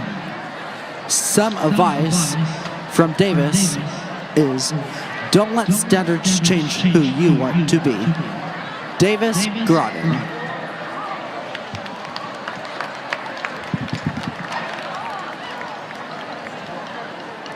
Joel Haddad. While at Red Mountain, Joel played basketball for 3 years, flag football for 2, and ran track for all 4. Joelle has been in choir, Bring Change to Mind, and NHS. Her favorite high school memories have included going to homecoming football games every year. She's also cherished bus rides home with her team after games. Her advice to underclassmen is to get involved in as many clubs and sports as you can. Take care of your health and don't rush growing up because it'll happen soon enough. Joel Haddad.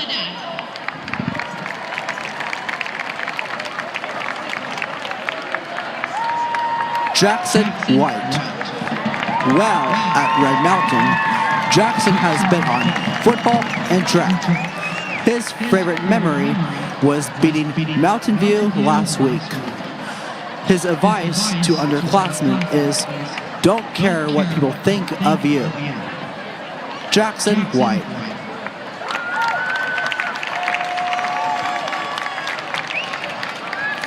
All right, Red Mountain, let's hear it for our last senior court nominee, Mia Burns. While at Red Mountain, Mia has played softball and badminton and been a part of NHS and Red Mountain Ambassadors. Her favorite memory is playing softball with all of her best friends and the most amazing coaches. Mia's advice to the underclassmen is to get involved and make the most of your time here at Red Mountain. Mia Burns, everyone.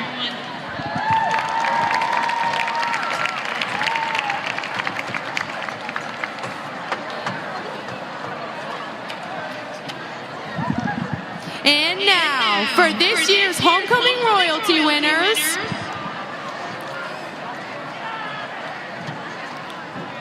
congratulations to 2025 Homecoming King, Jackson White.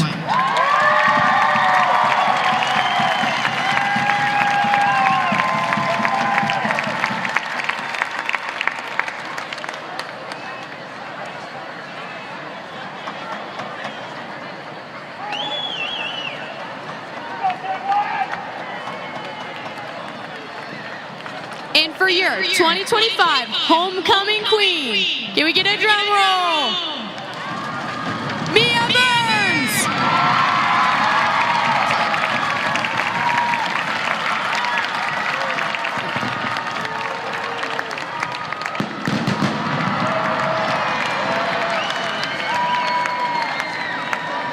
Thank you to everyone who represented Red Mountain at this year's Homecoming Court.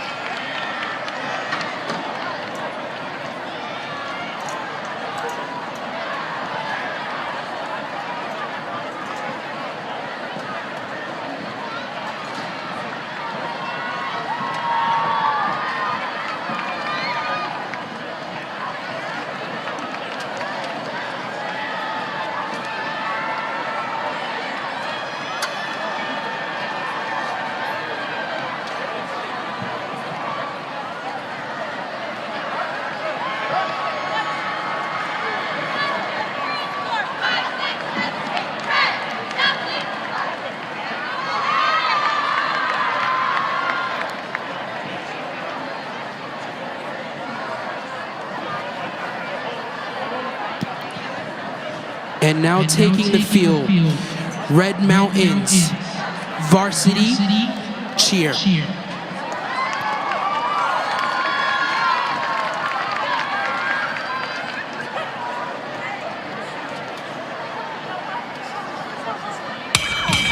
up, get loud, playing strong and proud. Everybody say, hear the call, you got to get it underway. Word up, it's the code word.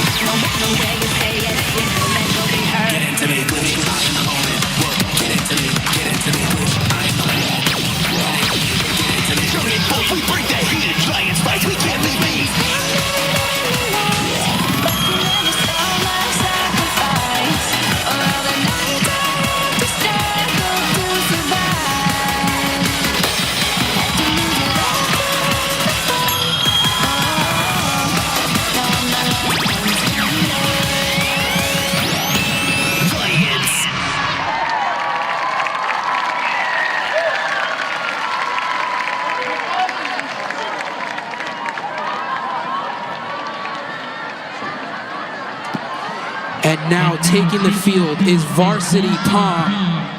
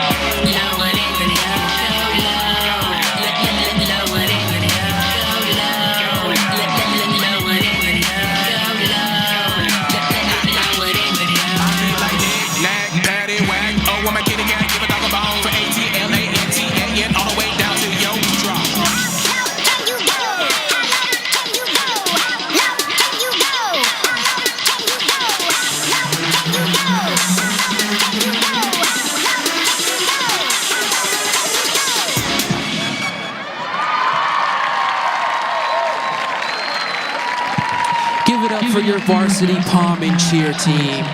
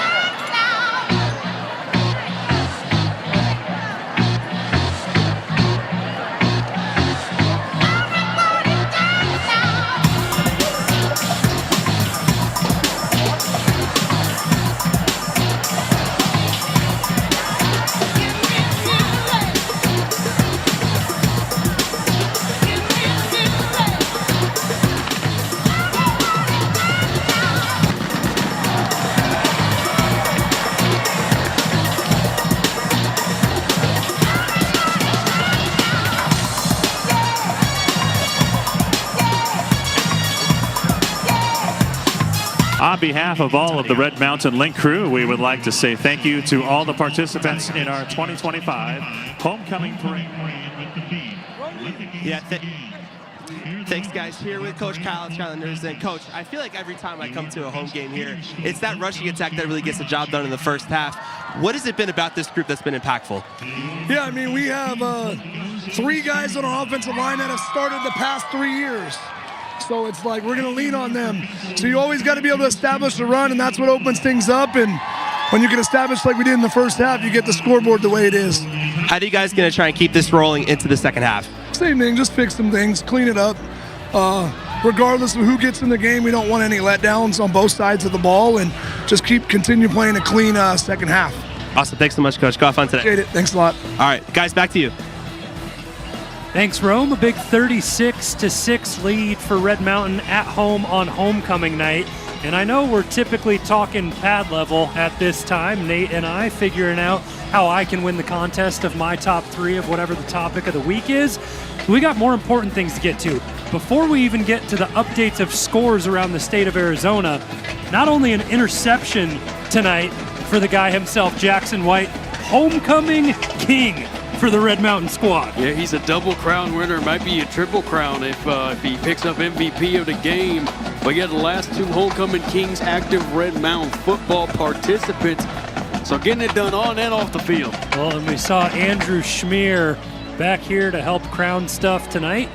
That Red Mountain football player you talk about, and he's been pretty lethal throughout his career in the same position as Jaden Wyndham and plenty others through this Red Mountain team with the tight end squad. And with that being said, we kind of get the opportunity to break down this first half and the way that things happened, right? So Red Mountain, they get started really strong. First, you get a safety to begin things, then you follow it up with a touchdown. The ground game, 3 touchdowns early on, and then it's just kind of like playing with your food.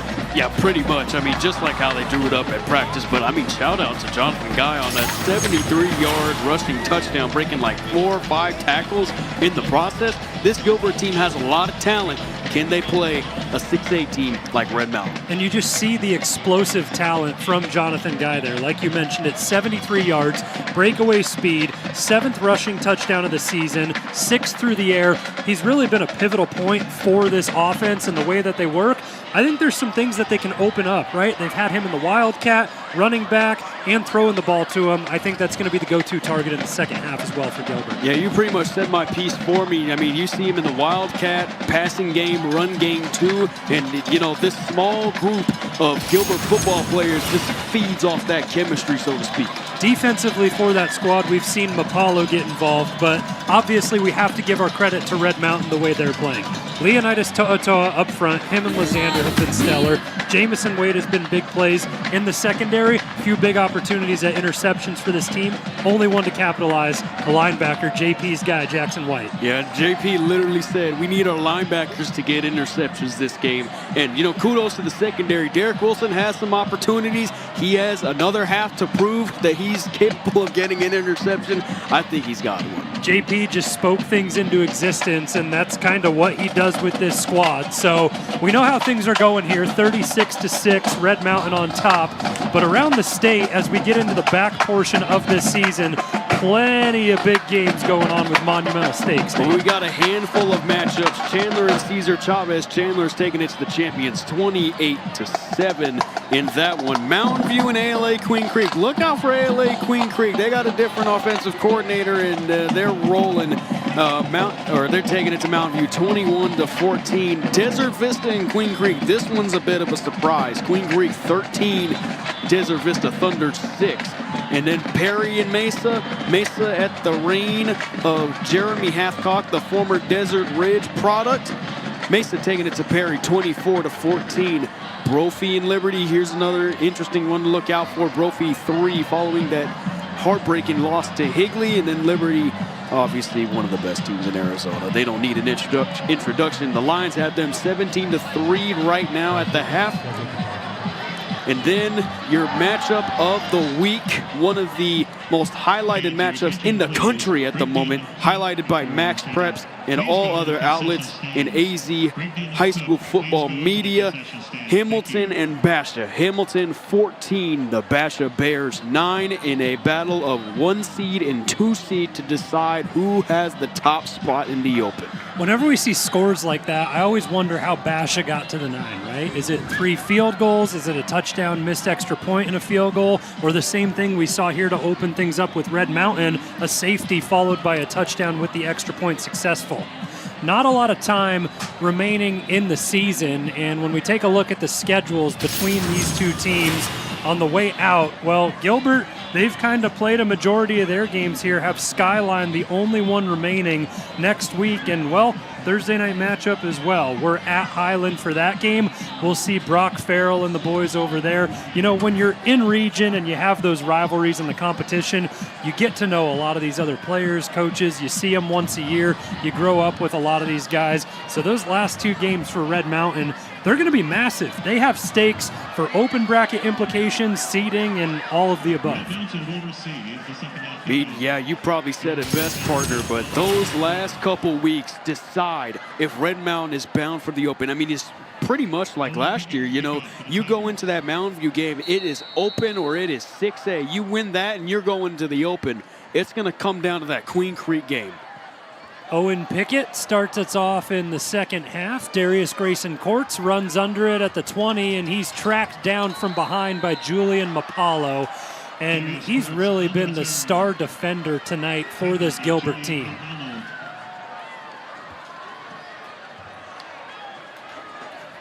First and 10, Red Mountain at the 27. So the first drive of the second half upcoming for this Red Mountain squad, and they've gotten it going in all areas of the game. It was 3 rushing touchdowns to start the night. Since then, we've seen King Robinson and Arian Wyndham get into the end zone in the receiving game.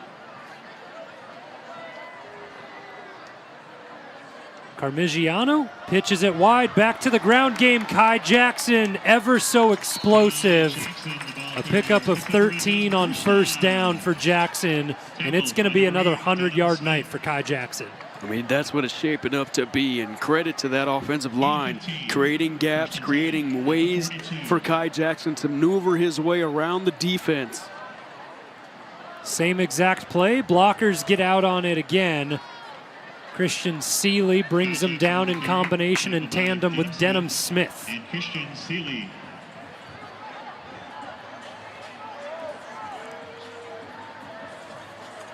So Red Mountain quickly moving. 2nd down and 5 as they already approach midfield. Carmigiano has been calm, cool, and collective tonight. We've even gotten to see him use his legs. And yeah, of course, that hard count that he has in his arsenal that he pulls out time and time again. Another pre-snap penalty for the Tigers. And it comes to a point where you just have to say, when is enough going to be enough? That's good for a Red Mountain first down at the 48. Well, it's the art of the cadence, and Dominic Carmigiano has been painting a picture with it tonight. Kai Jackson with the carry, weaves his way through and gets into the second level. Brought down right around the line to gain. They mark him yard shy or right at the sticks. We got some discrepancy with the sticks. One official said yes, another said no. Half of the chains wanted to go. Empty set for Red Mountain. Really spreading the field this time. Saw a lot of that stack formation last week against Mountain View. Carmigiano out wide, and that was the opportunity for the interception, but instead Jonathan Guy just lays the boomstick. Tackled by Jonathan Guy. We've seen the arm strength displayed from Dominic Carmigiano, and he can really fire those across the field, but sometimes he's not having the opportunity to set up, plant his feet, really get into the throw, and a dangerous pass to the outside. Yeah, that was a little too close to an interception for my liking. Now an opportunity for the Gilbert defense to get off the field. Carmigiano over the middle, nearly intercepted. And, well, that one, yeah, you want to have back if you're Denham Smith. But a 4th down and 5 upcoming for Red Mountain in plus territory. It looks like the offense staying on the field.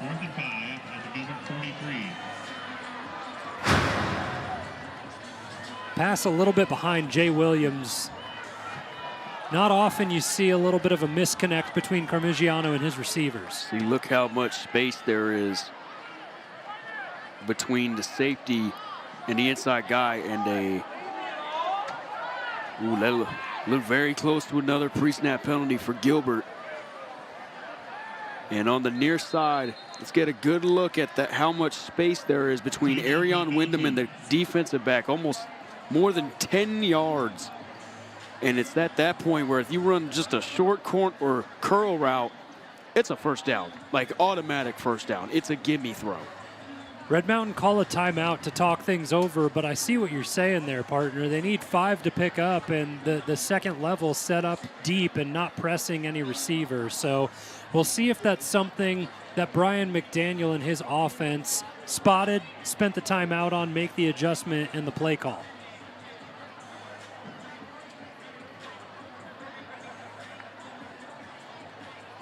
A 36-6 lead for Red Mountain. It's been great to see all the festivities here on homecoming night at Jim Jones Field. Returning players coming back home, state champion winners from 25 years ago, pulling out all the stops to make it a great night. 4th down and 5 at the Gilbert 43. Same sort of look in the formation for Red Mountain. They have Kai Jackson in the backfield, Jaden Wyndham, the tight end. They go to the ground, and Jackson has plenty of room. Jackson keeps fighting across the 30. And we thought they might be looking to throw it to the receivers to convert and just give it to your best running back. He'll get the job done. 15, first down at the 28. I got a good feeling that Kai Jackson is in the running, so to speak, for most MVPs in the broadcast booth. Parmigiano looks towards the end zone. That one too far. And a flag comes in late, thrown down around the 10-yard line. They're going to get Gilbert on a hold. Jaden Wyndham was streaking like he was running a vertical. I think they're going to get Gilbert on a tug of the jersey. I believe it's Jonathan Guy who was in coverage. And he has his hands out wide there. And that deep shot has been there for this Red Mountain offense frequently. And for more, we go down to Rome Cady on the sideline. Yeah, guys, we tend to talk about guys like Tyree Cornett and Jamison Wade a lot on this broadcast, and for good reason, because they've been outstanding this year. However, one name continues to get swept under the radar, and his name is, of course, Arion Wyndham. The wide receiver in the class of 2027 has put up unbelievable numbers throughout the season, and, of course, tonight as well. He's got 25 catches for 385 yards and 3 touchdowns entering today, and Wyndham leads the Mountain Lions in all 3 of those stat categories. He's also been a top 25 receiver in the entirety of 6A in receiving yards and has been a safety blanket for the quarterback duo of Caleb Joe and Dominic Carmigiano all season long. So, guys, anyone can see that the sky's the limit for this kid as he progresses in this Red Mountain offense, guys. Yeah, 29-yard receiving touchdown for Wyndham tonight already. We'll see if they look back his way in red zone territory. Carmigiano goes with the check with me game. But this entire receiving core has emerged over the back half of the season. And they haven't, I'm a firm believer they haven't even reached high tide yet. Carmigiano takes a shot to the end zone, right on cue! Arion Wyndham, second touchdown of the night.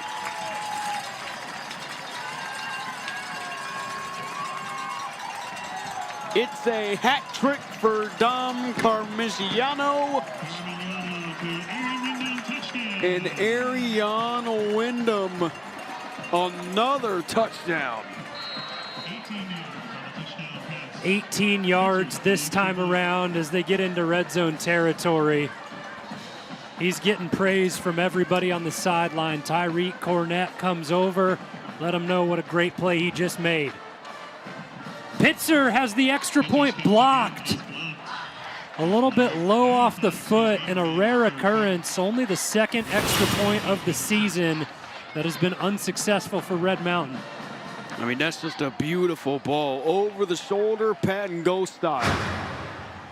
Not much that the sophomore Marcus Ronquillo can do in coverage. 42-6, the scoreline now for Red Mountain. And it's just been really impressive all the way around from this team.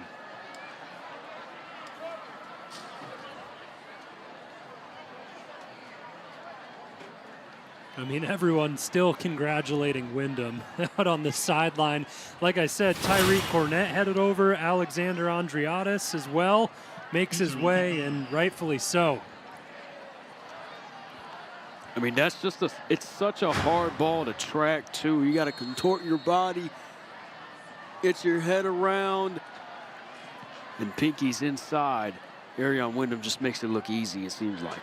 Pitzer gives Jonathan Guy the opportunity to have a return at this one, and Guy spins out of a tackle, looks to go to the outside, and he just won't go down. Out across the 25, fights through about 5 forms of contact on the return. Wiltbank finally brings him down, but a good return from Jonathan Guy. I think one of the most fun things about Arian Wyndham is that he's just a junior and we get to watch some more football from him next year. I equated similar to Jamison Wade. You've seen him since he was a sophomore. Yep. 4-year starter for this Red Mountain defense and back out on the field now.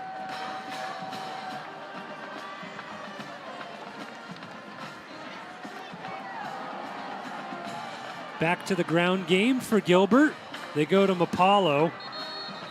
Another one of those players who's working in all areas of the game. Offense, defense, special teams. You see that Red Mountain defense, the secondary and the line. Well, all three levels have been really stellar for this defensive unit tonight. Tyreek Cornett, well, we can't say he's been quiet tonight because he hasn't really been thrown to, but averaging an interception a game, leads 6A with 7 picks. And Gilbert's one in that category. They neutralized Tyreek Cornett, and we got another pre-snap penalty.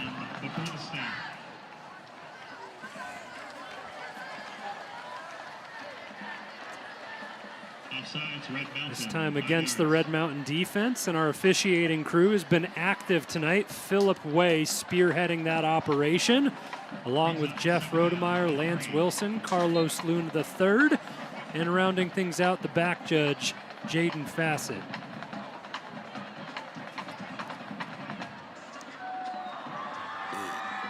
Second and 3 now for the Gilbert offense following the penalty yardage, with 7 to go in the third. Back to Mapalo on the ground, and he loses yardage. Lysander To'oto'a comes in to put the final blow down. And just a lot of Red Mountain players coming out of the pile. Jamison Wade and company.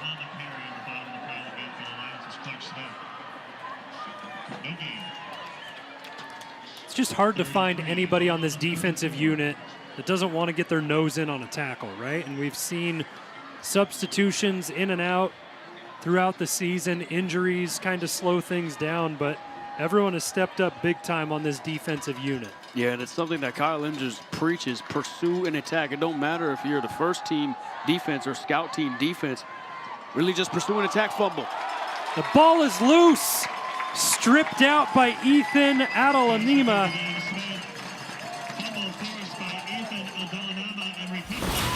Adalanama got in to punch it out. Oh, he just puts a hat on the ball.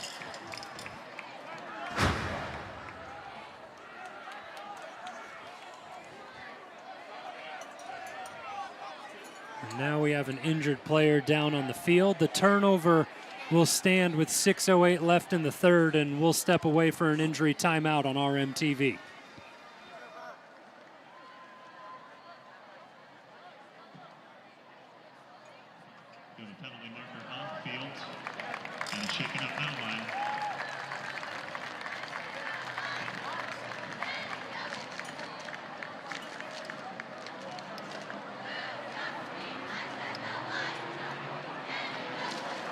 Clark Smith, the injured player on the forced fumble from this Red Mountain defense, being helped off with the athletic training staff as well as JP.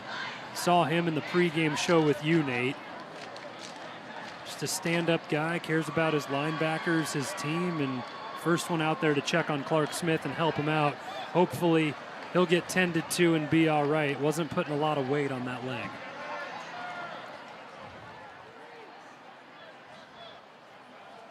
Oh, and we have a penalty for Red Mountain. So we'll see if that's after the fumble and recovery or if Gilbert will maintain possession. Well, they say Gilbert maintains possession. It happened before the fumble, and that negates the turnover. That's just an unlucky break for Red Mountain. Yeah, that's killer for a momentum swing. Not only do you lose the ball with the caused turnover, but Clark Smith also playing great this year and gets injured on the play. Yeah, you saw Smith after the tackle just kind of landed awkwardly and came down.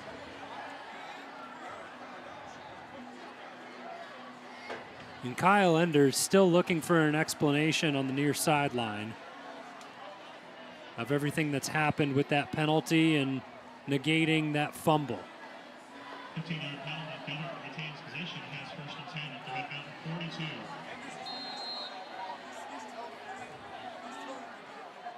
So now Kyle Enders' defense has to step back into the game after thinking they forced a turnover halfway through the third quarter.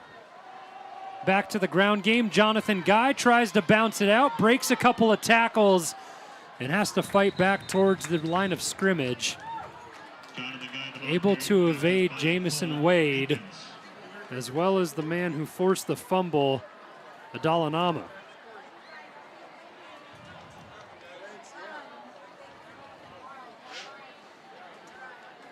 Loss of a yard, 2nd and 11. The Red Mountain defense playing inspired, and they typically tend to get fired up too when something like that happens. When they don't agree with a call, they force a turnover. They believe they have the right to the possession of the ball. They force a loss of 1 on Jonathan Guy. Grant back to pass over the middle, connects with Denham Smith.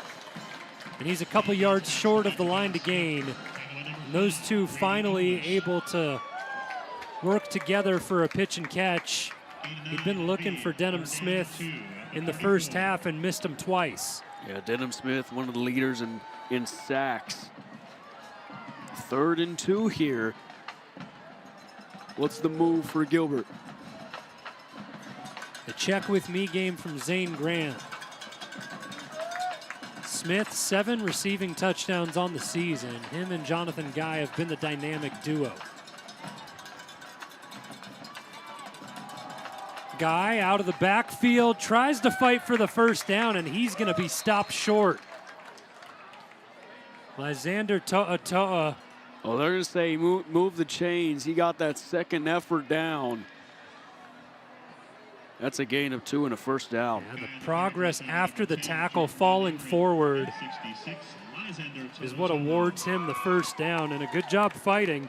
Another one of those players, just like Kai Jackson, that doesn't go down.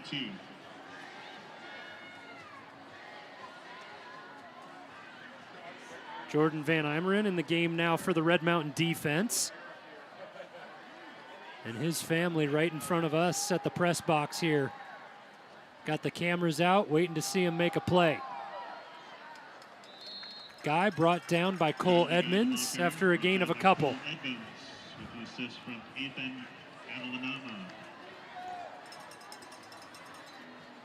Under 3.5 now in the third quarter.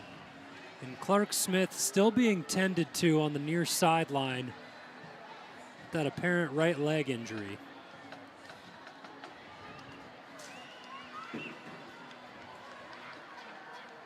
Definitely not a loss you want to suffer for this defensive unit.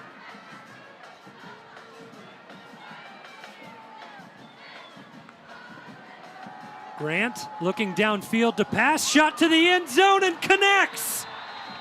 A touchdown for Braxton Nino, and the passing attack of Gilbert has opened things up in the second half.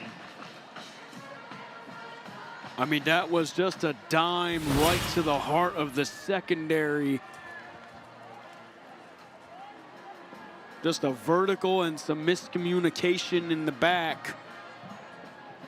A blown coverage. And Gilbert playing with some pride. It's the first touchdown for Braxton Nino through the air since week 4 against Mesquite when he went 3 for 38.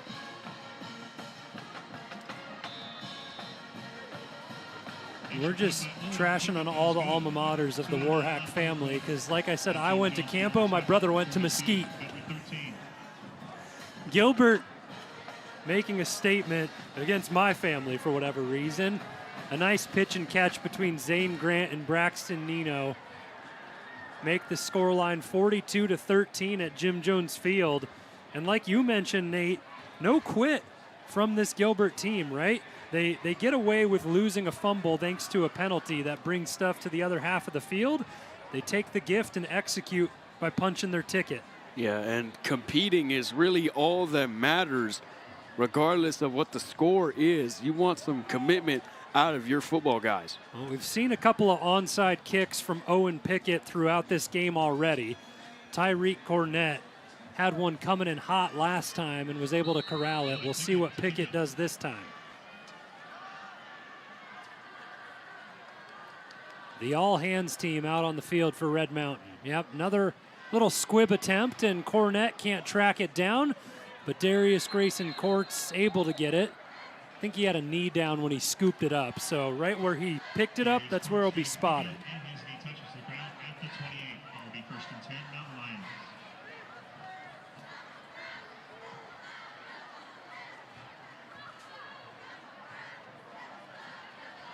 It's always fun seeing those special teams plays come to fruition, right? When you're holding your breath, you don't know what's going to happen because, you know, kind of an awkward object to be setting out there, and these kickers have gotten so talented where they're able to make it roll, bounce, and carry them whichever way they want it to. Yeah, there's just so many weird plays that you can draw up on a kickoff. Just a simple play like a kickoff. The 28-yard line to start the drive for Red Mountain. Carmigiano out quick towards the Gilbert sideline, and King Robinson gets spun down. I mean, Cole Beatty all the way out towards the first down marker, making a block on that play. Just an effort from the big man on the right side of the line. Yeah, that's the type of effort you want out of your big guys, especially on the screen plays. You know, it's a mismatch. As a DB, you're going against Cole Beatty. Just overall a big dude and an athlete. Red Mountain continue to rely on the run and pick up a first down. Jackson Brooks out in front that time, leading the way. Picked up 6, it's third down. Correction, it's 1st and 10, Mountain Lions. Darius Grayson Courts in the backfield. This time it's a pass and a fumble. The ball is loose and scooped up, and back-to-back touchdowns for Braxton Nino. Had the receiving touchdown and now the fumble recovery all the way into the end zone after Justin Colliar lost the ball on the reception. Just a good job at fighting the pride of Gilbert High, Braxton Nino, screenplay, and just lost control of it that time. Braxton Nino takes it to the La Playa. I mean, things change up pretty quick. That happens as the clock hits zeros for the third quarter. So all the momentum on the side of Gilbert as they attempt that old swinging gate, as you mentioned. On the 2-point attempt, offsides, Still battling in this game.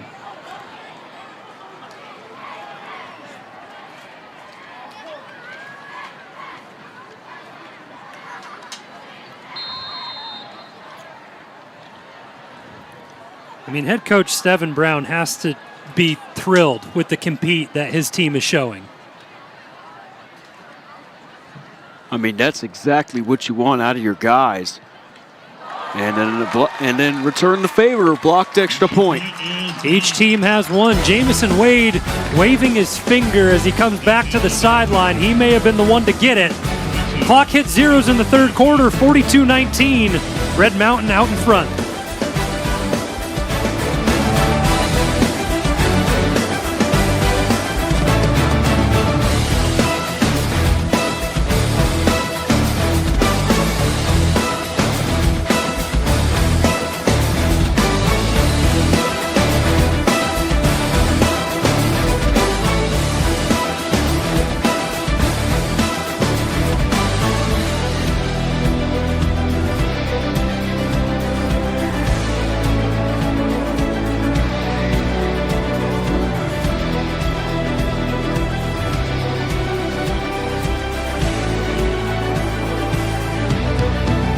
Fresh 12 minutes on the clock to start the fourth quarter on homecoming night at Jim Jones Field.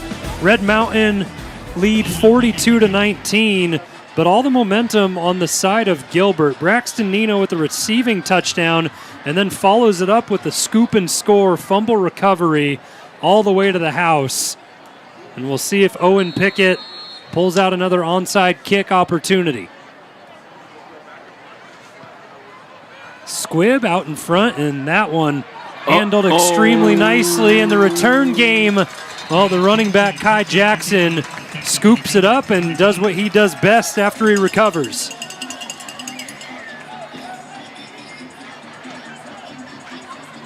First and 10, they'll spot it at the 34. I think following the mishap from Red Mountain, they're going to be ready to execute and put some more points on the board here. Yeah, they're going to take that as a reality check, and they're going to fire off probably a polite shot. Ronnie Pearson checks into the game, as well as Jaden Mansari.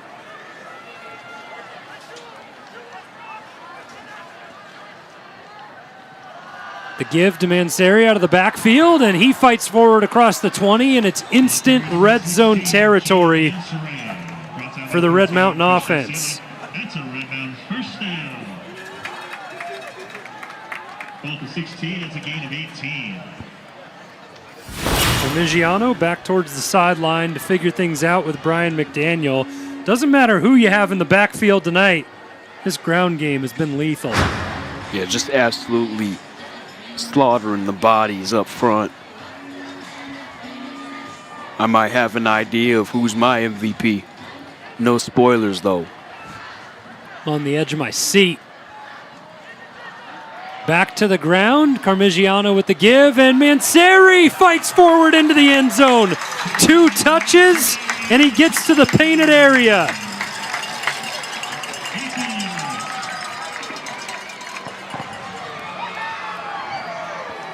The fireworks go off, and the offense showing more fireworks using that depth than Jaden Mansari. Make that 3 running backs with a touchdown tonight. And I got to feel bad for whoever is the lucky one to do the push-ups in the Red Mountain student section. They got to do 48, pending the extra point, make it 49. Who is going to be the lucky volunteer? Not me. I don't think I could get that done in 3 days. Hard-nosed running game from Red Mountain continues to be strong. And Sean Reedy, the running backs coach down on the sideline, all smiles, giving credit to his guys, and everyone celebrating together. Darius Grayson Courts, Kai Jackson, and the latest touchdown scorer, Mansari. And while we have all the celebration down there on the sideline, a really tough sight to see. I know earlier we saw the injury to Clark Smith. He's got the uniform off, ice around the leg, and the entire offensive line stepping up to him, having a chat with him, and also pictures going on. So definitely out for the night on crutches down there too. We'll see how long that injury plays into him.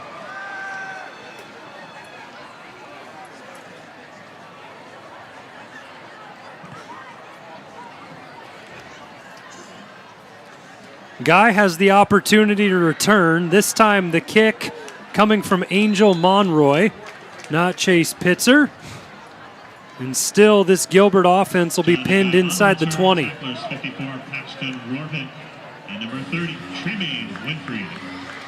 9:20 left in the fourth quarter.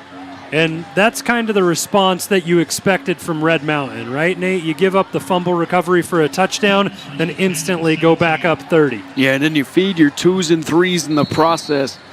The depth guys, the depth pieces, the glue to the chemistry of this team. Really give them some confidence, get them some reps. Empty set for Zane Grant. He looks to take a shot downfield and connects. So the offense getting rolling for Gilbert. Jamin King, a couple big receptions throughout the third and fourth quarter. Tell you what, Ethan Adali Nama has been really all over the field in this fourth quarter. He had the fumble, which was eradicated by a penalty, but otherwise he's been all over the field. Pre-snap penalty here, and good to see Grady English back out on the field for this Red Mountain squad. We know he had been out for the entire season up to this point with injury, so fully recovered, back out there with Doc Curtis and company. And now we have Roston Wood checking into the game as well.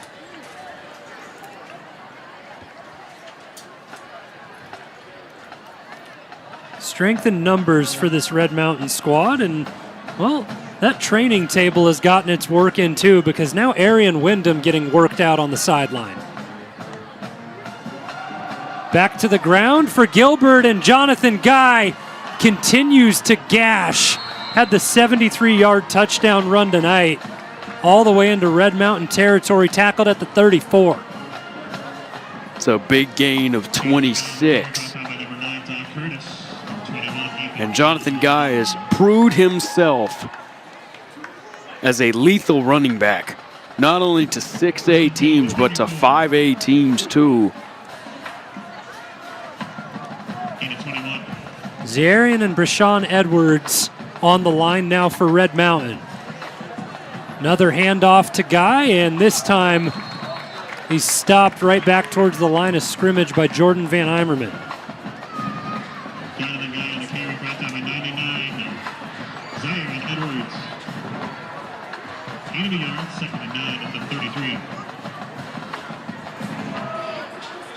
We approach the halfway point in the fourth quarter, and it's all smiles and good vibes in the Red Mountain student section on this homecoming night.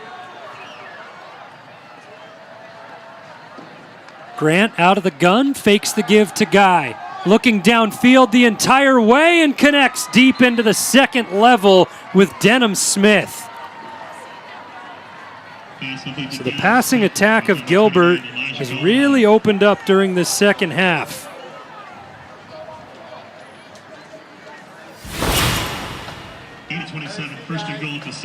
I mean, that's really a confidence booster.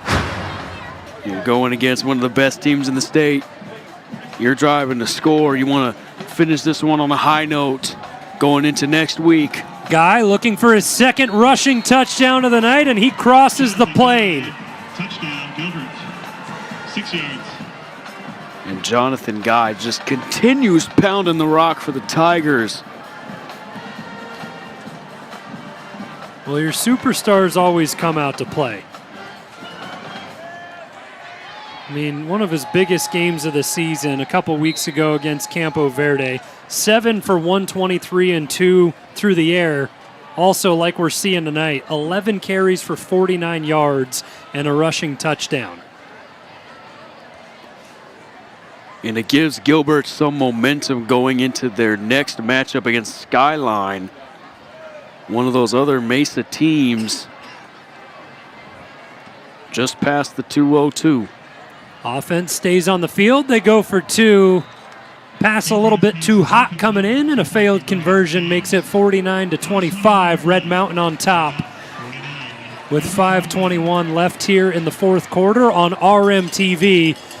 And, well, Nate Smith and Zach Warhack here with you up in the broadcast booth. We know we have the third member of our unit, Rome Cady, down there on the sidelines, just taking in all the homecoming ins and outs and festivities, everything that's going on. It's been a lot of fun, a lot of hype down there on the sideline with this Red Mountain team, and such an expansive roster, as well as 32 seniors, majority of them getting involved on the field tonight. Rome, what's the vibe like down there?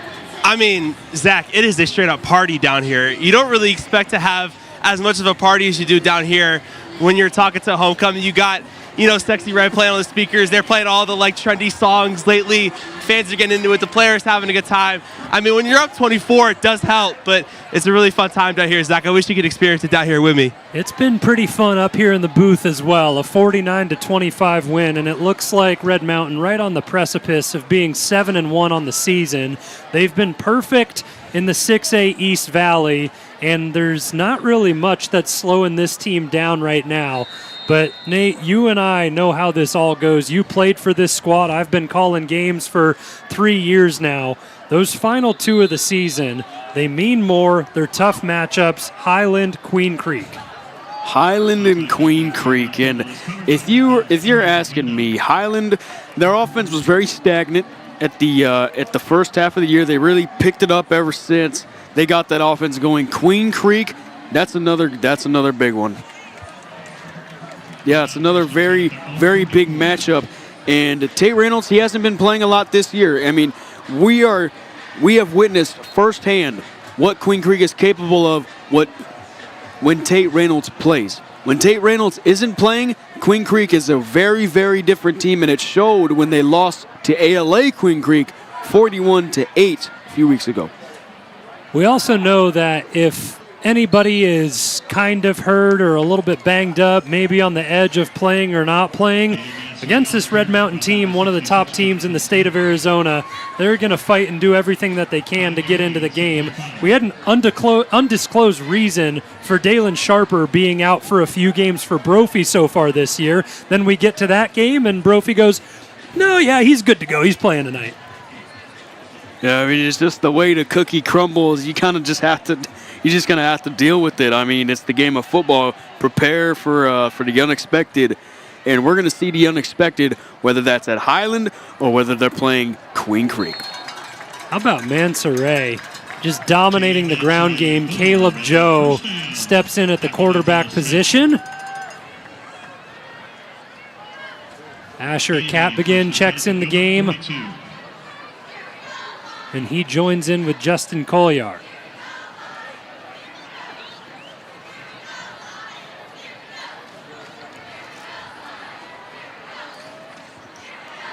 Joe goes under center, 15 seconds left on the play clock. Peevler gets out, sets up a block, and that's a big hit coming out from the second level as Denham Smith comes flying down from the free safety position. And here we go. We entered the game, into the part of the game where it's time to get your guys in, get some reps. Your depth pieces, if you will. And you gotta give them all credit because a lot of those guys work hard throughout the week. Scout team help for the preparation of the game. Mac Taylor, the sophomore, out on the field now, as well as Riker Tribal.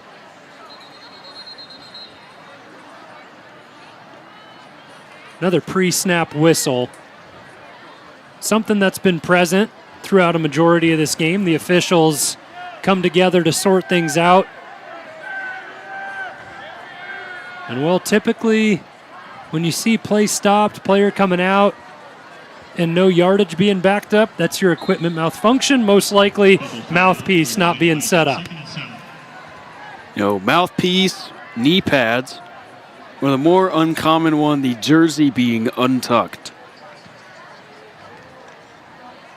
Back to the ground, Caleb Joe with the handoff and a burst of speed. Caught at the 20. Nice tackle onto Darius Grayson Courts by Denham Smith, who's made a few big hits in the second half. You know, it was an ugly-looking tackle, too. I mean, his head kind of hit the turf first, but Darius Grayson Courts, he knows how to turn on the jets. Good blocks on the outside.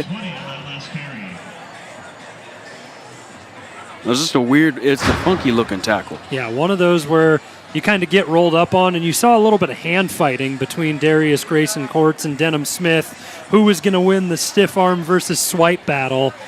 Smith does a nice job, a senior over at Gilbert. We talk about Tyreek Cornett on the flip side for the Red Mountain defense being the leader in interceptions in 6A with 7, while Denham Smith in 5A, he leads that category. 6 interceptions on the season for Denham Smith. So not only making big tackles tonight in this matchup, but playing the ball in the secondary.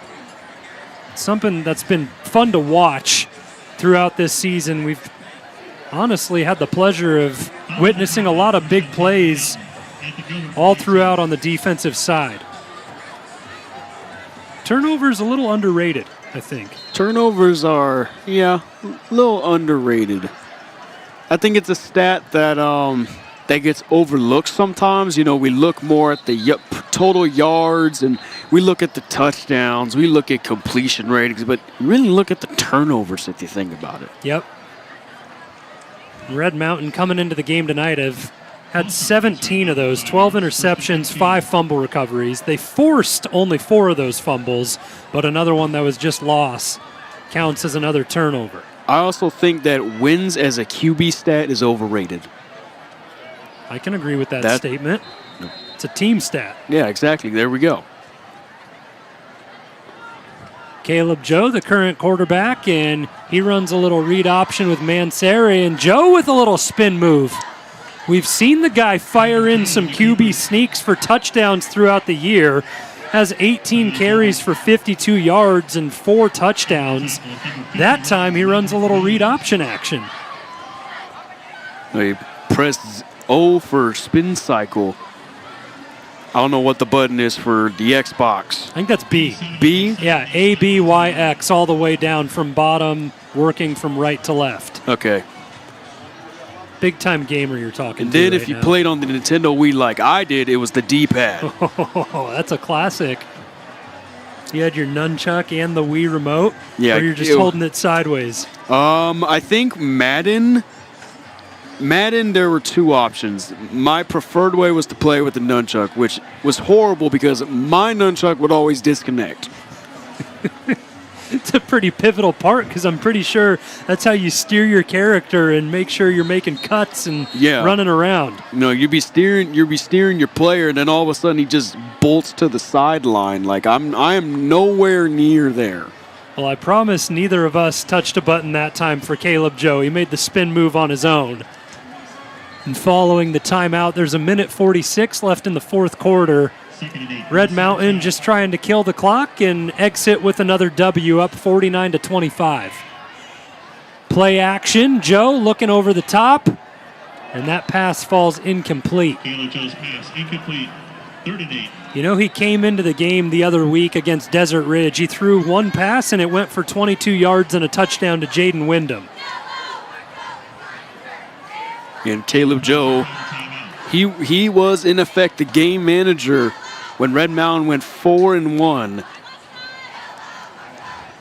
He just did a really good job at managing this offense, keeping them in games, and then winning those games. That only loss this team has suffered came on the road against Brophy, 27-10. It was close for a majority of it, and then Devin Fitzgerald kind of opened things up to end it. But I think that was a great measuring point for Red Mountain. I mean, how many teams has Brophy kept up with in the last couple years? Like whether that's Basha, Hamilton, Centennial, you name it. Mountain View, they took Mountain View to extra quarters, I believe, in the semifinals. So that right there is a good measuring point at where Red Mountain stands as a football team. Now, I'm not going to get ahead of myself here, but if Red Mountain can keep up with Brophy, they can keep up with anybody in the 6A. There's a big opportunity for this team, not only to make the open bracket, but be one of those higher seeds in the tournament. Mansare, already with a touchdown on the ground tonight, fights down to the 10-yard line. Jaden Mansare on the carry, brought down by 66, Jonathan Smith. Clock bleeds under 120 now. Mansare has been really good. We've seen him in a couple other games this season, but this certainly his heaviest workload. 4th down and the offense stays on the field for Red Mountain.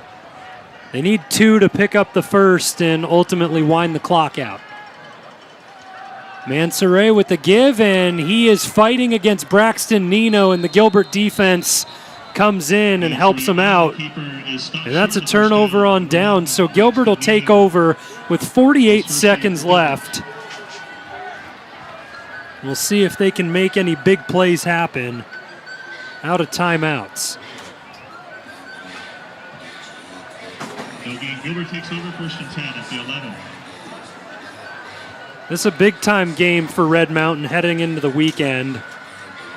And a big week upcoming for us, buddy. We got a girls' flag football game to call on Tuesday, and then Thursday we get right back to it with this Red Mountain squad at Highland. Well, big week for me. I got school, I got work. But good vibes all around, though. You keep yourself busy, and opportunities will open up, and doors will open up, and, the future will be great. Love the positivity and opportunity. Opportunity for a big shot here from Gilbert, and they connect. Jonathan Guy breaks out of a tackle, a foot race. Caught at the last second by Elijah Gallahar. Touchdown saving tackle. But Zane Grant connects with Jonathan Guy again.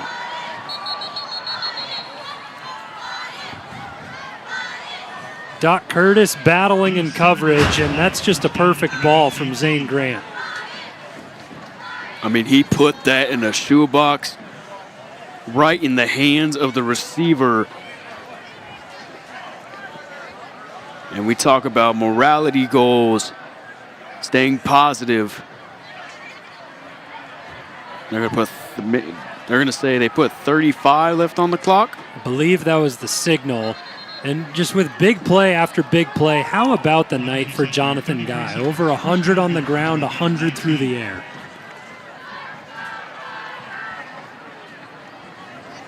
That's your workhorse, this offensive unit for the Gilbert Tigers. And this is a great teaching moment. This is a great teaching moment for these 2s and 3s on the Red Mountain defense. You're faced with the situation that you faced almost every time in practice against the starting offense, and you get to showcase that with the starting offense of Gilbert. So we're taking what you learned in practice or what you faced in practice, and you're applying it into a game scenario. Backs against the wall, and you're just trying to keep Gilbert out of the end zone in the final few seconds of the night.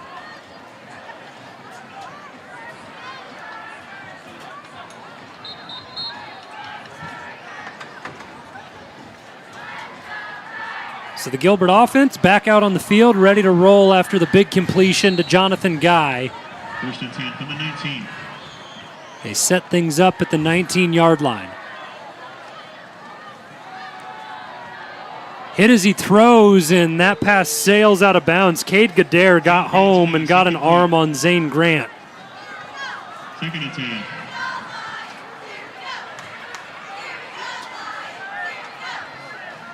Up-tempo, quick back to the line of scrimmage for Gilbert. Looking to end on a high note and punch in one more score. Wheel route out to the end zone, and who else? Jonathan Guy with the reception. The 19-yard pitch and catch to end things and make that scoreline a little bit closer for this Gilbert squad. And a hat trick tonight for Jonathan Guy as well. Well, you know me. I love me a good wheel route. Jonathan Guy runs this one. I think he ran it from the running back position. Yeah, from the running back position, and he beats the corner that time. It's Miko Lopez out there on an island. He caught his eyes staring in the backfield, and one thing you just cannot do is have your eyes on the quarterback.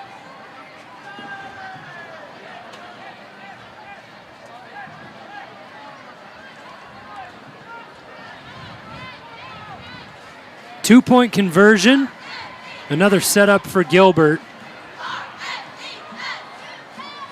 And they convert. Denham Smith able to haul it in. So 49-33. This last kind of third and fourth quarter, the Gilbert offense have put themselves up to the test and been able to punch it in late in the game.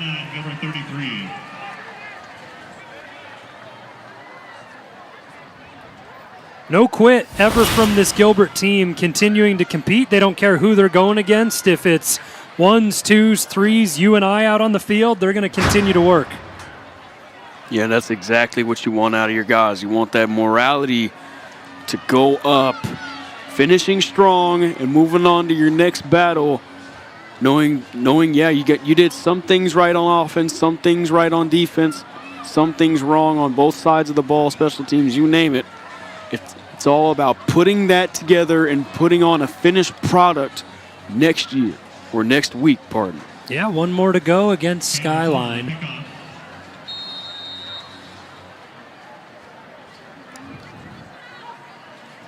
Another try at the onside kick, high bounce. That one floats around for a second.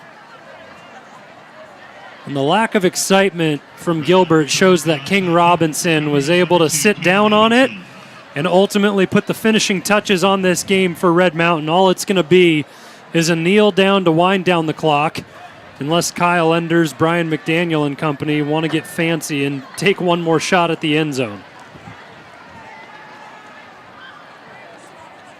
Well, you don't want to risk getting an interception on a silly play. Or any injuries, for that Or matter. any injuries, as a matter of fact, yes. Great point. You already have Clark Smith with ice all around that right knee and crutches, so I think you cut your losses here at this point, take the kneel down, and end it with a 49-33 victory.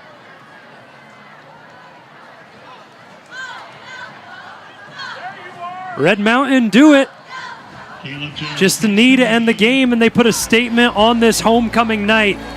Everyone out to meet at midfield, and look at this. Steven Brown, head coach for Gilbert. I mean, he beat the halfway point of the field to get out there and shake hands with the Red Mountain coaches. A great competitive battle and a measuring stick for this 5A school to go out and compete against Red Mountain until the final whistle. But ultimately, a dominant performance again from the number 6 team in the state of Arizona. A 49-33 victory for Red Mountain. And we'll have the post-game wrap-up for you on the broadcast side of things when we return on RMTV.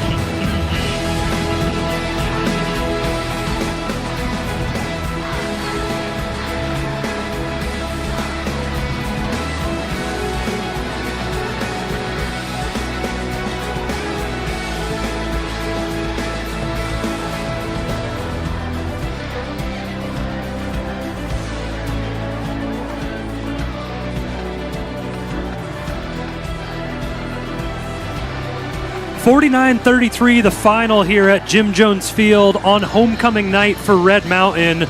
Another big victory, and this is one you always want to win on your homecoming night, huh, Nate? Yeah, absolutely. Homecoming is one of the absolute must-win games. You have basically a quarter of the student body in the student section. They're pumped, they're hyped, they're ready for tomorrow night, and it's just a great way to showcase everybody's talent on and off the field. Yeah, the party will continue to the weekend, but right now the party down on the field. Rome Cady has Kyle Enders standing by.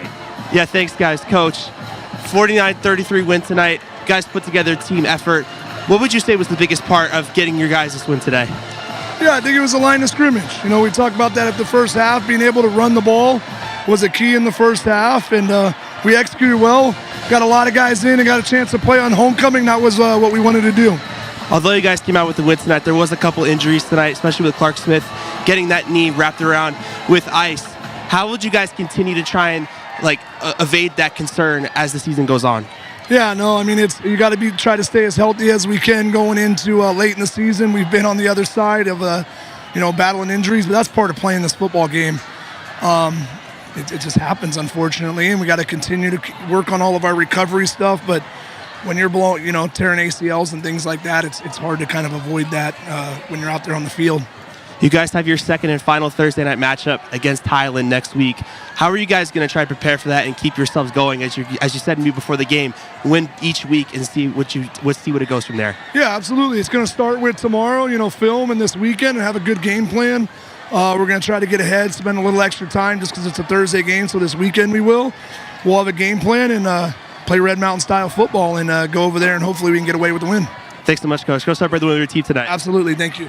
All right, guys, back to you. Thanks, Rome, and a Red Mountain style win indeed, putting up 49 points on homecoming night. And a lot of those big plays, well, I'm not even going to say it came from one side or the other because the rushing attack got things started with Kai Jackson, Darius Grayson Courts, and then the aerial attack opened up, Nate. Yeah, I mean, the quintessential, you run the setup, the pass. It all started with Kai Jackson's runs. As we're going to see in the post-game highlights, Kai Jackson is proving himself as a premier rusher in 6A. Not only the 6A, but in the entire state of Arizona. Well, big plays on both sides. You see Jonathan Guy ripping off his 73-yard touchdown right there. And then Arian Wyndham comes in with a response and a massive night for him and catching a big touchdown right on cue. A fun night for this Red Mountain offense, but defensively, plenty of big games and high points for this unit also. Yeah, absolutely. And with 2 games left, 2 big ones versus Highland and Queen Creek, I think this offense has reached its high tide. Well, and we get to our favorite part of the evening, especially on homecoming night, when we talk about the broadcast player of the game and MVP. Honorable mention, that bubble that Kyle Enders got caught blowing with his gum right before the interview right there. Didn't know he was live, and that was a great sight to see. I'll let you have it first, partner. You were excited, you teased it. Who's your player of the game? All right, I teased it, and guess what? It's going to be the offensive line for Red Mountain, and I know where you're going with yours. It's going to be a tight one, but the rushing attack cannot be done. The passing attack cannot be done if you have a solid offensive line, and that's what Red Mountain is all about. Solid offensive line, they get it done. I'd say they're more than solid. They're great. They have a great offensive line, and kudos to them. I'm curious to see if you actually know. Where do you think I'm going? What's your guess? My guess is going to go with Kai Jackson. That is incorrect. You don't know me as well as you think I do. Oh, shame on me. Shame on me. You know the settings. You know the standard. You know the excitement for this weekend as the party will look to continue. It's homecoming week. The homecoming king comes away with an interception as well. Jackson White made his impact in back-to-back games. A big night for Red Mountain. They'll party into the weekend. 49-33, the final scoreline here on RMTV. Everyone enjoy the homecoming weekend and get home safe.